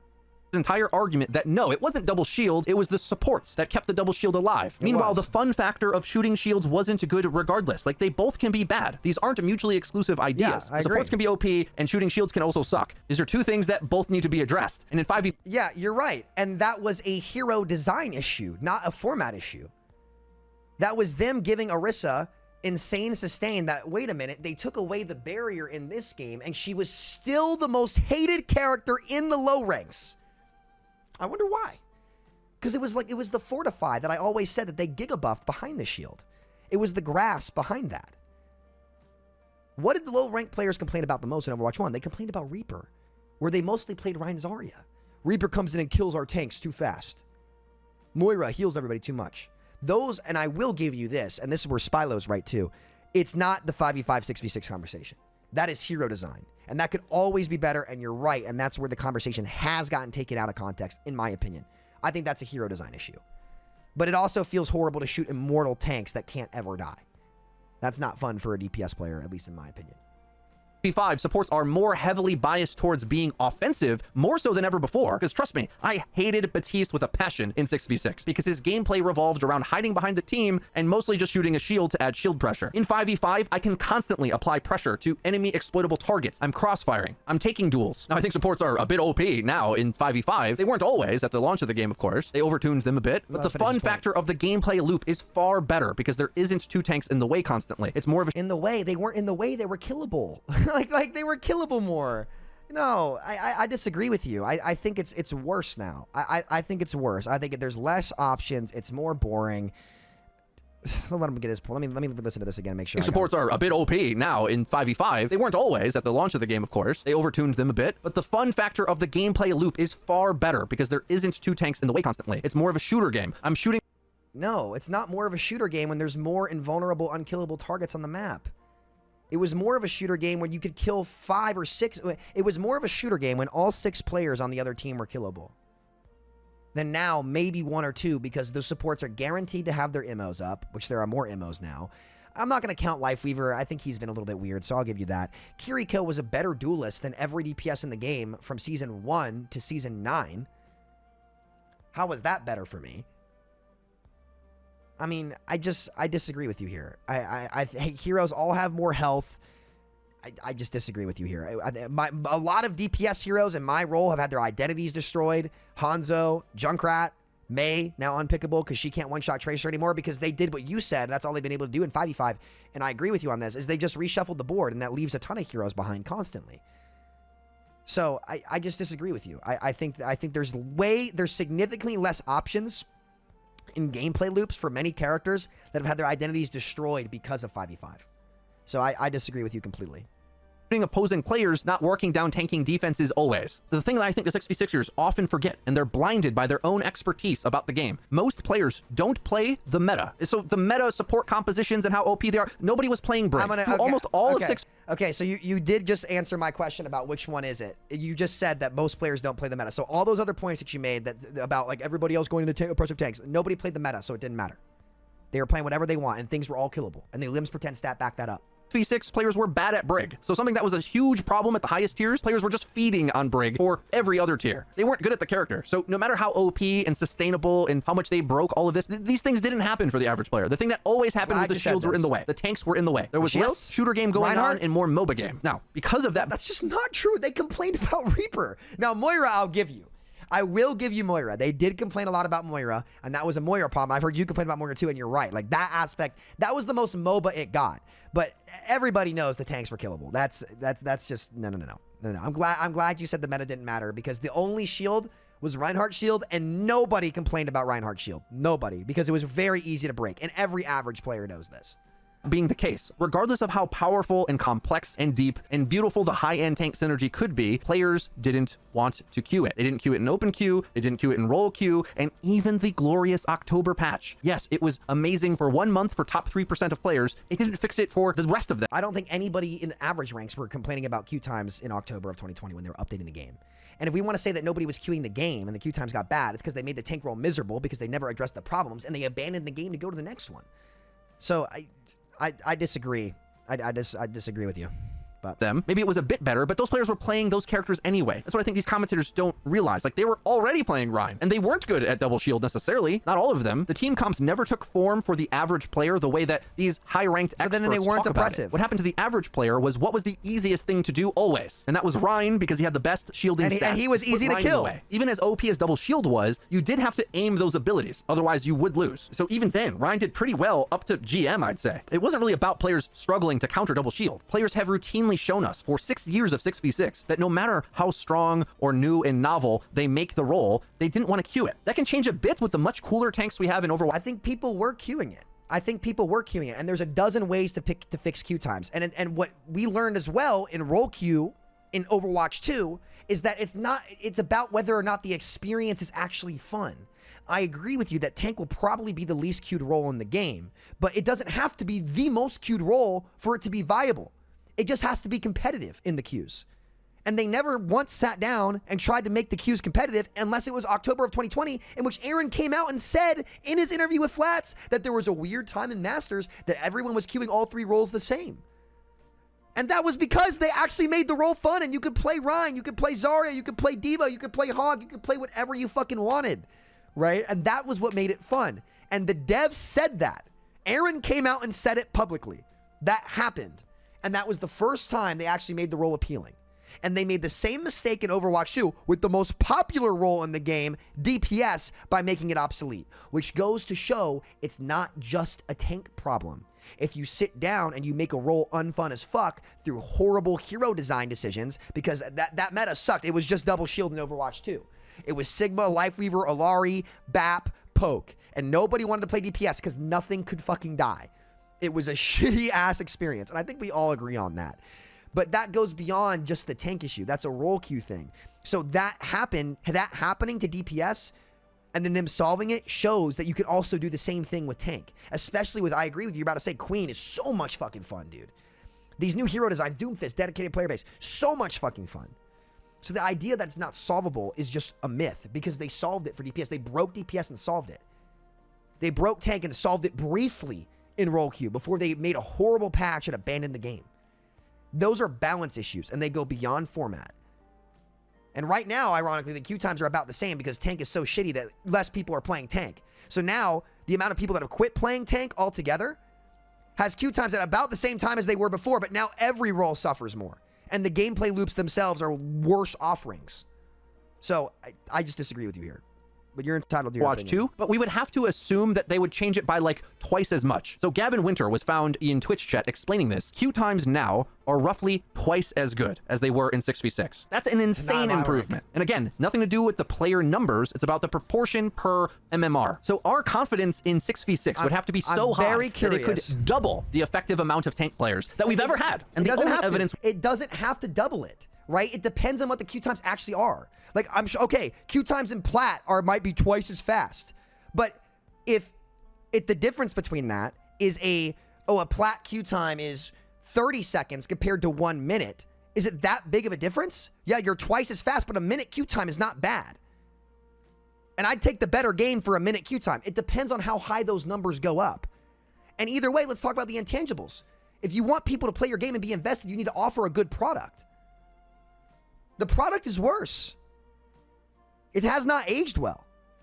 It's not a better game. There's not more options. And I personally choose the better product. So respectfully to Gavin, I don't really care what the numbers say. Because I played Overwatch 1. I know they weren't that bad then when they actually cared about the game. And every single role was fun with insane skill expression and gameplay loops. That gameplay offering was better. It just was. And there's a reason why you've not seen a meta in Overwatch 2 yet, where every character has had a way to get played, where people have regarded it and praised it as much as they praise some of the best metas in Overwatch 1. It has not happened. And it's never going to happen because the gameplay offering is significantly worse for all ranks. And there's a fundamental problem with the roles now. So Gavin can come out and say that all he wants. But until we see the actual numbers, like twice as fast from what? From 1 minute queue to 30 seconds? 30 seconds difference in the queue times is not a good way to maintain players. You need to figure out how to maintain these players. And offering them better gameplay offerings is the way to do that. Anyway, but I will concede, like, yes, it's hard to get around the queue time argument when you cut one tank out altogether. But I will say, the high level play, it hadn't changed anything. It's the same, if not worse. And my gameplay loops are significantly worse. So we'll see what kind of damages that causes the game, but we'll see. So we could ever fix it was in one patch. Let me ask you this. Do we really think the devs are only going to balance it in the way that a few hundred of us creators want them to? Or are they going to do what they're going to do? This is the problem. If you put all of your eggs in the October basket, you have to think somehow that the devs are going to reproduce that result forever. That strategy means they can't mess up. Well, it's a Whereas different in dev 5v5, the worst thing they ever did was make support too strong, and the queue times were screwed there. But other than that, queue times have been good the entire time. No matter if tank was miserable, no matter if tank was strong. Generally, the queue times have been great in 5v5. Across the board, all skill tiers, even better in quick play. That was not the case in many eras of Overwatch 1, and that's a problem. It's not been better for me. It's been the same for me. I could say at high level play, it's been about the same. I can't speak for the average player, but it's been about the same for high level play. Like, it's easily like 10-minute queues. Easily. Except for that one where they skewed support. In which case it was instantaneous for DPS. But my queues have been about the same. Your game. That kills the game, which is why I get so passionate about this, because the level of confidence we should have should be outstanding. It should be overwhelming that we should have to go to 6v6 in order to risk the downside of horrible queue times, because players still won't want to play the role. And what you don't want to do in critical thinking is called... Let me give you 4 reasons why this is the smartest wallet you'll ever own. Hey, I'm Daniel, one of the founders of Ridge. Wishful thinking. Wishful thinking is when you dream up a reality you wish could exist because it's convenient and feels comfortable. Man, wouldn't it be great if we could just like solve obesity by forcing all of the fast food restaurants to serve broccoli? Geez, we'll fix it. Fix it right there. Just stop selling fast food and have them sell broccoli. We know that's not going to work, right? Because you can already get broccoli easily. It's kind of like what Overwatch 2 did. It's like, you know, Overwatch was a steakhouse game and it had a ton of gameplay offerings. It was a beautiful game. And then they just decided, let's make it fucking McDonald's and 5v5. Just fast food. Fuck the gourmet that we were making. Let's make this shit dog shit and casual. Not even casual, just fucking worse. Broccoli's at the store. It's not hard to get broccoli. It's not about access to broccoli. That's the problem. It's about what do humans do when they make their choices. Trust me, I eat a lot of vegetables, okay? I play tank. I play the roles that are least popular. I played support when it was weak. I love the least popular roles, but no amount of me liking it or me doing the right thing makes everyone else contribute to do the thing that's going to help everybody. And I think we've got a great opportunity to watch these other games that are coming out with Marvel and Deadlock, which have similar gameplay to Overwatch in some ways. Watch them go down this route. Watch Marvel as a 6v6 game, find whatever role is less popular but required to win be an issue for their open queue format. It's gonna happen. And Marvel, just like Overwatch had to, figure out what kind of game do they want to have. Do they want to have a freely expressive one? Now, as long as they don't make Brig, they should be fine. Or a sensible competitive one. You can't have both. There's trade-offs there. Either you're going to please video game donkey who thinks that just being able to play whatever you want freely should be more important, or are you going to appease like some of the hardcore players that want to play a reasonable team comp? I want a tank in front of me too, and I was willing to play that tank. It's funny, I saw Samito react to a video where the creator unironically said, man, I used to love Overwatch 1. I would play DPS at a super high level, and then sometimes I would smurf on my master's account to play Reinhardt and run people over, as if this is like a huge benefit to their argument. I'm like, wait, hold on. Yeah, well, duh. If you like smurfing, you're gonna have a good time. You can smurf in this game and dominate just with your skill. What do you mean? No, why should we design the game? No, you can't. I had to counter swap. Like, I was being forced to counter swap off Orisa in Orisa meta because they go Zarya. It's significantly harder to do it because you have less player agency, as I talked about throughout this video. So the cost that comes with these queue times being saved is significant player agency, a forced counter swap meta where where the most optimal play is to counter swap consistently, and you can't solve it via balance. It is a worse gameplay offering. It is a worse gameplay offering, and that is the trade-off. We wanted to talk about trade-offs. I will give you that trade-off. You probably saved queue times. Oh, you saved that 30 seconds for the plat player. You saved that minute, whatever it is. Not, I can promise you it's an insignificant amount of time, but you know it's a worse gameplay offering, and there's a reason why so many people have come out and said this, because it is. Around having an OP role that people don't want to play. Why would we do that? This is like expecting everyone else to eat vegetables for you because it makes you feel better to be around them. No. I want to talk a bit about my last appearance talking about this issue on the Group Up podcast, in that SVB interrupted me when I was kind of going at Sam a little bit, and it made me feel really self-conscious, actually. Like, I was worried that I was to blame. Like, I was doing something wrong, and I've spent months thinking about this, actually. Concerned that I was going too hard at him. I even apologized at the time. But after some time has passed and how Sam's conducted himself on his channel, and I finally went back to listen. Like, was I too harsh in the things I said? I called him utopian. I said he's moving the goalpost. No, I wasn't, actually. I just think Sam doesn't know what these words mean. I challenge him and the rest of you to learn what these things mean. This isn't an insult. I'm not just chatting shit. I'll respect any viewpoint if you argue logically and you don't commit logical fallacies. So what you can't do is be like Lucy from Peanuts, and when Charlie Brown gets to the football and almost swings to hit it, just pull the football away. Move the goalpost. Say our goal is to do this, but they could never do it, and as soon as they start to, whatever. So as an example, everyone loves to hate Roadhog. They say Roadhog Roadhog doesn't function as a tank. Well, the first thing they said was he'll never function because of anti-nade. The rework couldn't work. The problem is, a lot of the conversation around this, people don't seem to know what the words work or balance mean. Work should not be a subjective thing if we're arguing about the objective principles of the system. And what is completely unfair to do is say that Roadhog doesn't work in 5v5 as an objective point, and then when I call them out on this and say, well, actually, he's incredibly effective, he's a very good tank, he's reliable, he'll win the game, he doesn't throw, he was kind of a throw pick in 6v6, so in my opinion, he works better for 5v5 because he doesn't throw the game. But then they move the goalpost to a subjective point and say, yeah, no, but it doesn't work for me personally. I don't like it. Well, yeah, but I don't like playing against Doomfist. And personally, I would like to have an answer pick that's balanced. I don't want Hog to be overpowered, but I certainly want him to be able to battle Doomfist. So let's not move the goalpost. If you say the system doesn't do a thing, you can't change your opinion when they change it. And another logical fallacy for you guys, what you don't want to do is called argument from incredulity. So yeah, you're right. Roadhog wasn't going to work until they did what? Reworked him and buffed his stats to the point where he was so unkillable you can't kill him as any fucking character, making the gameplay worse for everyone else. That was Hawk's point. And I agree with Hawk. He's right. The main times they've made Hog viable is when they've buffed his stats to an insane amount to where, like, right now you can't fucking kill him. Excuse me. They rework him, put Pigpen in. And his gameplay loop offerings and what makes him fun. And this is where I will give you credit, Fredo. Maybe we could have articulated this a lot better, right? And I think that as time has gone on, you could cherry pick things on both sides or say, oh, maybe they could have articulated that better on both sides, 100%. But the main times they've made Hog work is because they fucking reworked the character and then buffed his stats out the freaking wazoo to make him work. And then that takes away from the experience of everyone else because now it's an immortal Roadhog. That is not fun to play against. The raid boss tanks are not fun to play against. And so his gameplay offerings and the playstyle choices that he has are significantly more limited because you kind of just sit down mid and get drilled with everything. So you're either so strong that you're the flavor of the month and you won't ever fucking die and you can get away with bloody murder, which I've been getting away with bloody murder on Hog. And even post-nerf, he's still crazy, right? And the other players can't change you and you don't actually have the gameplay options that you had in 6v6. So that was the trade-off for the queue times. So that's not a goalpost moving by our end. Blizzard reworked the fucking character. They moved the goalpost. And what ended up happening because of this move goalpost was a worse game that didn't actually solve Hog's issues. That's what's happened. Not everybody else changing their arguments. Blizzard changed the post. We didn't. And to Hawk's credit, and I agree with him 100%, he called this perfectly. He then predicted Mauga, too, in that 6v6 5v5 debate. So to be incredulous means you just can't believe a thing. No amount of you believing it or having faith in it matters. It matters if just it like the happens or immos not, are still right? ants, The too. evidence is what matters. The faith-based argumentation in our entire game community is just out of control. We need to look at what is, not what we imagine to be. And it isn't that I have all the answers, guys. It's just that I know how to not say obviously false, fallacious things. So I'm more careful in how Frida, respectfully, you said tons of false things in this video. You contradicted yourself constantly.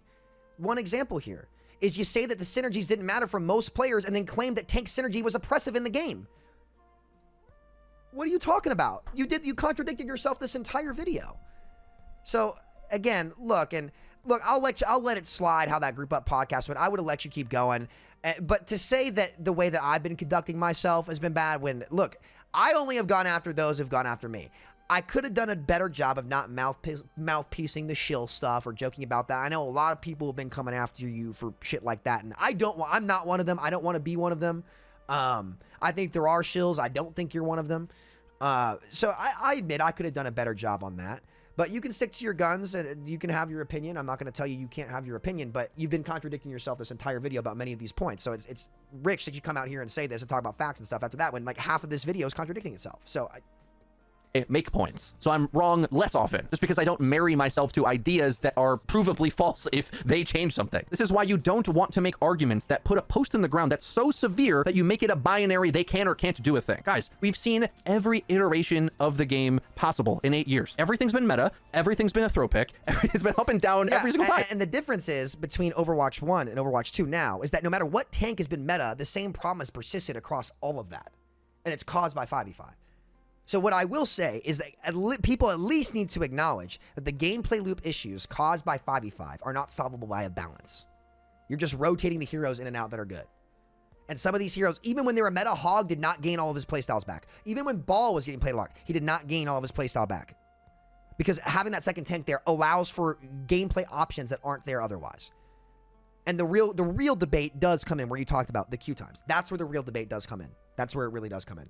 Why would you ever say they couldn't do a thing? All they gotta do is change the numbers or flip it around, or they can do anything. And this armor change is possibly one of the most surprising ones to me, because I didn't anticipate they would do a thing like this, but they reverted armor, and it means that a lot of the traditional counter picks don't function anymore. The shotgun tanks are far less effective at going at the tanks. So tank busting with a tank pick is way worse now. Some players are saying Reaper's useless because of this. I'm not sure I agree with that, but I think now it's expensive to counter pick the tank. You can still do it, but it isn't free like it was before. That's a massive improvement. When can we ever point to a time in 6v6 where they made a massive improvement other than just gutting heroes we didn't like? When did they ever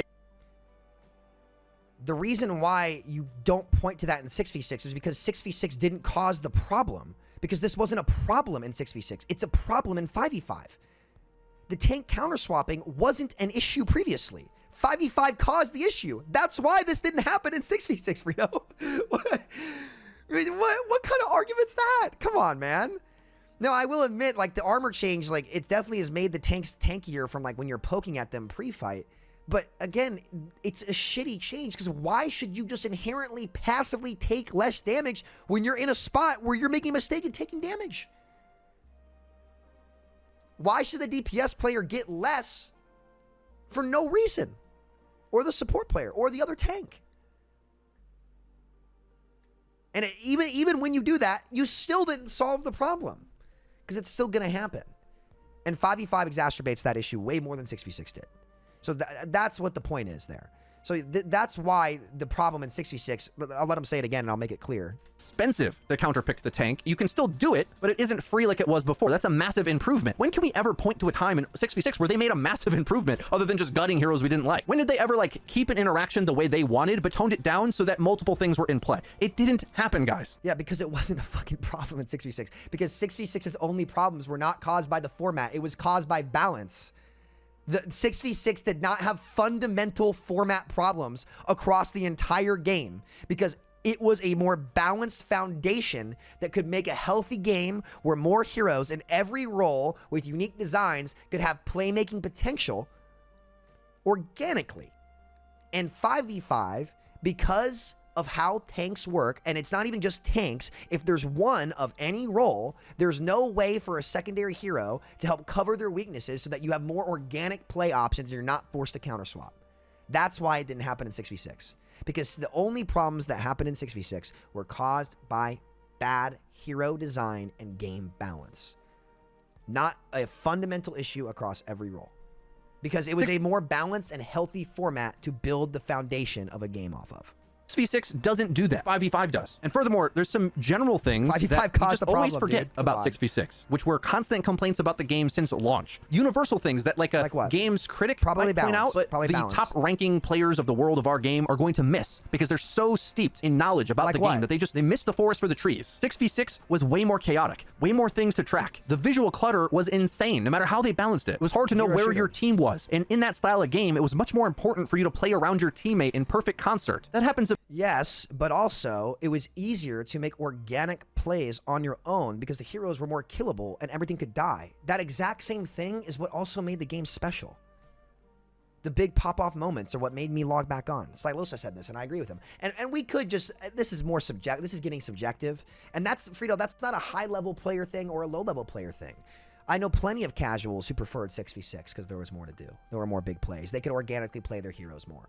I think that's the big thing. I think the big thing is that there was less counter swapping, and I think that's the hard. I think an easy thing they could do too is get rid of that keeping your ult charge while counter swapping thing. They have not tried to, they have not tackled counter swapping in every way they could. There's no reason to maintain ult charge when you switch heroes. None. I'm shocked they haven't gotten rid of that yet. They reduced it, but like, why is that even in the fucking game, guys? The counter swapping's a big issue. So he's getting a little bit more subjective here. So I won't like who the hell am I to say like what people like about the game, what they don't? But I know plenty of casuals who would say the opposite. This is where it's like a no sum argument. It's like, well, we're talking about what we prefer. So a bit in 5v5, and you're certainly going to be more effective the better you are at it, but you also conversely can do a lot on your own. That was not the case in 6v6, guys. If you were good at the game, you felt that. But the game can't just be designed for the best players in the... There's more fucking steamrolls in this game. Like, the mistakes you make matter more, too. So, like, again, I don't think you can do more on your own in 5v5. I think it's easier to access the space, but all the duels are harder. So, I don't know. And more immos on your duels, too, is just really, really lame. And I stand by what I said about immortalities. They have no business being on cooldowns in this game. The world. They're trying to make it approachable to average players out there. So when Shroud comes to our game, he doesn't get stuck in plats because he doesn't understand ult economy and the team aspects of the game. Or Dr. Disrespect, I think, was Silver in our game and just didn't understand why he couldn't take his own solo angles as Cassidy. What 5v5 is an attempt to do is make the game more approachable and accessible to the popular parts about it, as opposed to forcing the community to play the thing that nobody wants to play anyway. I'd respect this position more if the 6v6 camp were much more honest about the downsides of 6v6, which I don't. Okay, yes. Like, again, we've all agreed. Like, I talked about this with Spylo. Like, spacing is easier to access, but the actual degree of difficulty and the options you have as duels matter. And I'm sorry that just because Dr. Disrespect can't pick up the game off the fucking ground and go flank as Cassidy by himself, that does not mean that 6v6 is a worse format for the game. Like, how is it more appealing to casual? Like, are we going to acknowledge that casual players don't want to counter swap and now they're forced to at the skill floor? Now they're forced to play more of the meta characters like Orisa, and they can't kill them? How is running into a brick wall on tank every fight more approachable for a casual player when they always play the game wrong and constantly shoot the tank like Spylo talked about too? So if we want to talk about making the game more approachable to casuals, how are raid boss tanks on the map going to help that? Because all these kids shoot anyway. How is counter swapping more at the skill floor going to help that? How are heroes going to having more base health and stronger abilities going to help that? Reality is, what sets Overwatch apart is that it's not one of those Call of Duty games. It has these special things that you probably do need to learn if you want to improve, but you still have plenty of organic ways to express yourself. So this is where we do get very like opinionated, and it's hard to put like, I'm not going to put like my way is the right way, because like, again, it's more about what you prefer. But again, like Doc played Overwatch 1, Andy played Overwatch 2, and he didn't stick with either of them. Maybe it's just Overwatch was never a game for Dr. Disrespect. 5v5 and 6v6 won't change that.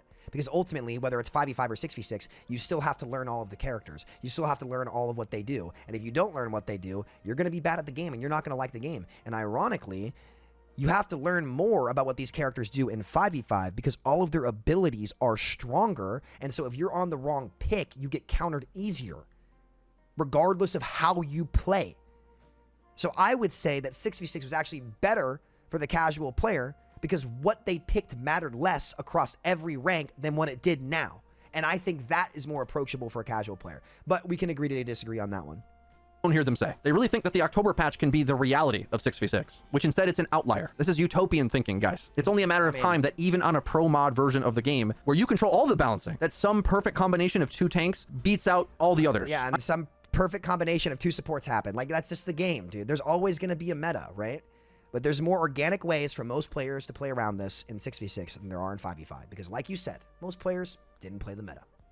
I'm confident in that. But listen, I was a far better player in 6v6 because there was a lot more easier routes to value in hiding in the team formation, playing an easier hero. And Frito, that, to be fair, and I will give you this, I don't think that's 5v5 or 6v6. I think that's hero design. I think Spylo is kind of right about that. It goes beyond the format. So I think people are misconstruing that hero design stuff with balance, and you're right on that. Tank had a higher skill ceiling at the top end. For the average player, it was easier because you could just anchor a position and not have to hit as many abilities. You didn't have to aim. You could kind of just stand in the right spot, receive cooldowns. I mean, like Reinhardt never pinned in Overwatch 1. It was bad to do so. Whereas in Overwatch 2, you've got to be hitting your abilities skillfully. And the problem is, those aren't so hard that the top players find it challenging. They all can more or less do it. And what they're looking for is a more advanced tactics game going on. Which there was much more tactics in how you moved your two tanks around in Overwatch 1. But for the average player, we aren't good enough to hit every ability on any of the tank heroes. So that allows for a lot of mechanical mastery that matters far more in the sequel, making the game feel much more like a shooter than a team comp. There's less mechanical mastery on the tank role because there's no way to express yourself. There's no correct decisions to chain. There's no frontline exchange that's actually meaningful. And now they have to swap more. I disagree with you on this one. I think the original game felt better for more players. But again, RPG. Oh shit. build history that matters far more in the sequel, making the game feel much more like a shooter than a team comp RPG builder. While yes, the strategy and tactics of the game were more advanced at their peak potential when there was multiple tanks moving and taking space, that also lessened the impact of the shooter mechanics of the game. You can't have it both ways. What I would prefer us to do... Both of those... No, it actually increased it, because both of those tanks I could shoot at and kill them. Now, at Roadhog, if I shoot at him, I can't kill him, unless my Ana guaranteed hits the nade, he doesn't get Suzu'd. So those abilities are more important now than they were before, and they come out on every duel I take. So when the tanks were killable, it rewarded my shooter mechanics more than they did when the tanks weren't killable, and those tank players had more agency. So it's not more of a shooter game now. You have more access to the space, but the options you have to create kills are significantly more limited. So I completely disagree with that take, but you're entitled to your opinion. I completely disagree with you. In our community is talk more about how the other roles can help the tank battle, or how to improve at their own agency on the game, rather than hyper focusing only on tank gameplay and blaming it for all the woes of the game. The squishy roles have grown to be the dominant carry impact in Overwatch 2, whereas in a lot of eras of Overwatch 1, they spectated the action. Part of me feels bad to have to disillusion you guys of some strongly held belief. It's not disillusion. The only time that was the case was because of BAP and Brig and Sustain being too good. There's a hero design issue. It was a hero design issue, which is why anytime the BAP and Brigand meta or Double Shield were meta, you saw a limbs per 10 go down by 20 or 30%. But anytime it wasn't that meta, a limbs per 10 for DPS players were at 25, even up to 30 for some players and heroes, with plenty of frag potential. It was a balance issue. It was not a format issue.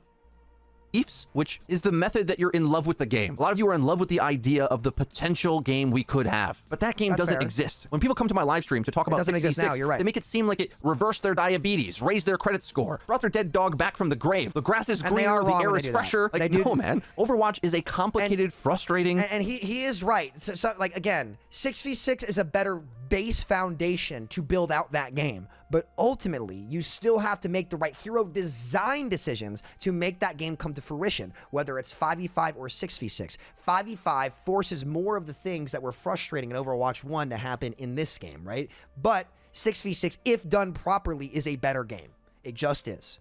And I think this dev team would do a better job of making it be done properly. Like, it allows, like, it's, because again, those tanks don't have to be super tanks. The cooldowns can all be lower. They can be killable on the front line, especially for 97% of players. And I think even at high level play, when they actually get it right, it's there for everybody. But again, we'll let them keep going. But most players, like, who just come casually, quick chat and like echo that, like Spilo and I had to myth bust that for the 6v6 camp in our debate, which will be live before this. So he is right when people just come and say, oh, 6v6 is gonna solve everything. No, it's like it's a foundation. What you do with that foundation depends on Blizzard.